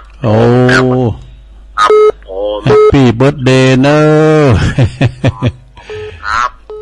ขอสมณเณรอหลักเด้อมีสุขภาพสมบูรณ์แข็งแรงเป็นขวัญใจของคุณเฒ่าคุณแก่ออกรายการกันต่อไปเนอะพระเจ้าอวยพรอวยโจให้ปานเณรเอาหลักก็เจริญเนอะเจริญปอนติดแล้วแม่สาเจ้าอยู่นั่นไหนแม่พี่สมัยเจ้ากำลังลุกนี่ก้านี่นั่งเลยแม่ฟังไม่ใจเจ้าแล้วไว้ค่ะเสียงตั้งปล่อยวันนี้กำลังลุกเลยลำปางมาแล้วยินดีเด้อแม่พิสมัยนะจากนางเลลำปางเจริญปอนจ้าไม่ใช่เจ้าลุงแม่เอื้องไพเนาะฟังลุงอยู่เมื่อเพลงออกมาจากที่เปิดกันทำนั่นที่เป็นคติสอนใจดีเนาะขอทานนะเนาะสรุปธรรมจ้าสรุปธรรมได้ดีแล้วผมฟังเราฟังก็มันได้ความรู้เนาะแน่นใจได้แบบวัดบ้านโซพะเยาปุ่นนะบ้านโซนะแต่ก่อน อันนี้เคยฟังเดี๋ยวมันให้มีแล้วออกวิทยุเนี่ยมันก็มีอยู่ใน YouTube อ่ะตุลุงก็สรรหาไหมอ่ะเนาะดีแล้วเจ้ายินดีนะนักเด้อสาธุสีนี่มันตามกฐินวันที่16เลยเจ้าอ๋อ16เนาะ18เจ้าอ๋อ18พฤศจิกายนเฮไม่แค่เดินดีเป่งเลยเจ้า26อ่ะไม่แค่7หมด7อัน7ต้นเป็นต้นใหญ่ๆถึงมนเจ้าใครหันก็มาดูเลยเจ้าต้นกันเนาะเจ้าไว้เจ้าตัวปีออบเขาพระประหลัดชัยนรินทร์เขาน่ะโทษตัวปีเป็นเก่งเจริญพรเจ้าโบพัดเด้อเมืองฝางเนาะเจ้าวันนี้กฐินมันเจ้าดูนักรู้วันนี้กะเจ้าวันนี้วันที่10ตรงกับวันไฟอันว่ามันเราบนทางพอดีแท้แต่กะบินแล้วก็อนุโมทนาด้วยกันเนาะขอเอิญลูกเนนนั่นมันอยู่มีสุขภาพแข็งแรงลูกเนนได้มาพักผ่อนสาธุได้กันตั้งหลายโมทนาเนาะลูกเนนเมียอยู่มันอยู่เดียวตรงนี้ไปแม่ลูกเนนเลยสาธุเปิ้นฟังแล้วหาละพระจะอวยจบอวยใจสามเณรเอาหลักเด้อวันผูกในนาแฮปปี้เบิร์ธเดย์บ่เนาะแล้ววันนี้กันเนาะเจริญพรเจ้าว่าสาธุรู้วันที่16อ่ะวันนี้มันใช่วันเกิดของเน้นเอาหลักของขอเอาหลักมีความสุขความเจริญเนอะอยู่ไปมันนานๆเนอะเดี๋ยวอยู่แต่ในลมโพลมใจของมุสลาทั้งหลายซุปเม็ดมันผูกก่อนไหมมันผูกนะวันเกิดมันเหมือนกันกับว่าอยู่มีซุปเลยทุกลุงนะยินดีแม่ยินดีสาธุเบิ่งวะเจริญพรได้แต่เจ้าลุงแม่สีทรปันป้อนเหือนอาจารย์ในหลังเราโอยปอนบนเราน้องบัวใจประการเนาะชัดเจนไหมไว้สาเจ้าเจริญพรสาธุเจริญพรเจ้าไว้สาเจ้าจันสีเจ้าฟังอยู่จะเจนดีนะเจ้าสุขาแจงโอลินยินดีนะแม่เนอะสาธุเจริญพรก็ไม่ใช่เจ้าตัวรู้ฟังกับเจ้าแล้วเนอะแม่สายทองเจ้าถ้าจีนนี่98.75เนี่ยการเจ้าดีสาธุเจริญพรอาจารย์เจ้าทุลุงว่าไปเลยแสงไฟสว่างตาแสงธรรมะสว่างใจสว่างตาด้วยแสงไฟสว่างตาด้วยแสงธรรมเพราะจะเป็นความชัดเจนในการจัดทุลุงเนอะจะเน้นรับประธานาธิบดีปลอดภัยไม่ป่วยไม่เจ็บไม่โจรนะเน้นเนอพวกคนไข้มันเกิดเน้นเนาะเพื่อเล่นขนมเสียอยู่ก้าไม่เล่นเหรอใช่ไม่ไหวเอาก็ได้เด้อแฮปปี้เบิร์ธเดย์ประธานาธิบดีปลอดภัยเจ้าไว้ค่ะเจ้าพวกเพิ่นก็จะมาพี่อยู่ก้าวันเนี้ยเพิ่นจะมาเพียงวัดเพิ่นจะมาวัดอันเพียกะมณฑาทิพย์สายสุดท้ายเจริญพรกราบไหว้สาบารมีธรรมตุลุงครับผมน้องเบลยินดีเนอะสาธุแข็งแรงนะครับยินดีเจริญพรบุญมากยุนครับไหว้สาครับพอเสนะครับป้ากันเนอะวันนี้นะครับมากันแถมไม่ได้กี่ขึ้นไปละ7 โมงไปขึ้นไปละน่ากะก็เพิ่งจะไปเกมกันเจ้าเนาะแม่น่ะลุงว่าถ้าบ้านได้ยินว่าปนน้องเดี๋ยวซาเล้งมาครับนี่นะลุงก็จะซาเล้งมาครับแกซาเล้งนี่เอาไปคุ้นขี่เยอะนี่แล้วซาเล้งนะมาครับลุงนี่นะยินดีประเสริฐเลยบุตรปากันเนาะสาธุไปสาครับเอาแล้วศรัทธาญาติโยมทั้งหลายตุลุงก็สามารถที่จะหับต่อไปได้เด้อเนอะเพราะว่ามันจบเวลาแล้วก็เดี๋ยวจะได้ฟังรายการของตุลุงแดงเนาะตุลุงแดงวัดแม่ห้องไคร้วันนี้วันศุกร์ดาบพระครูจรทานพิทักษ์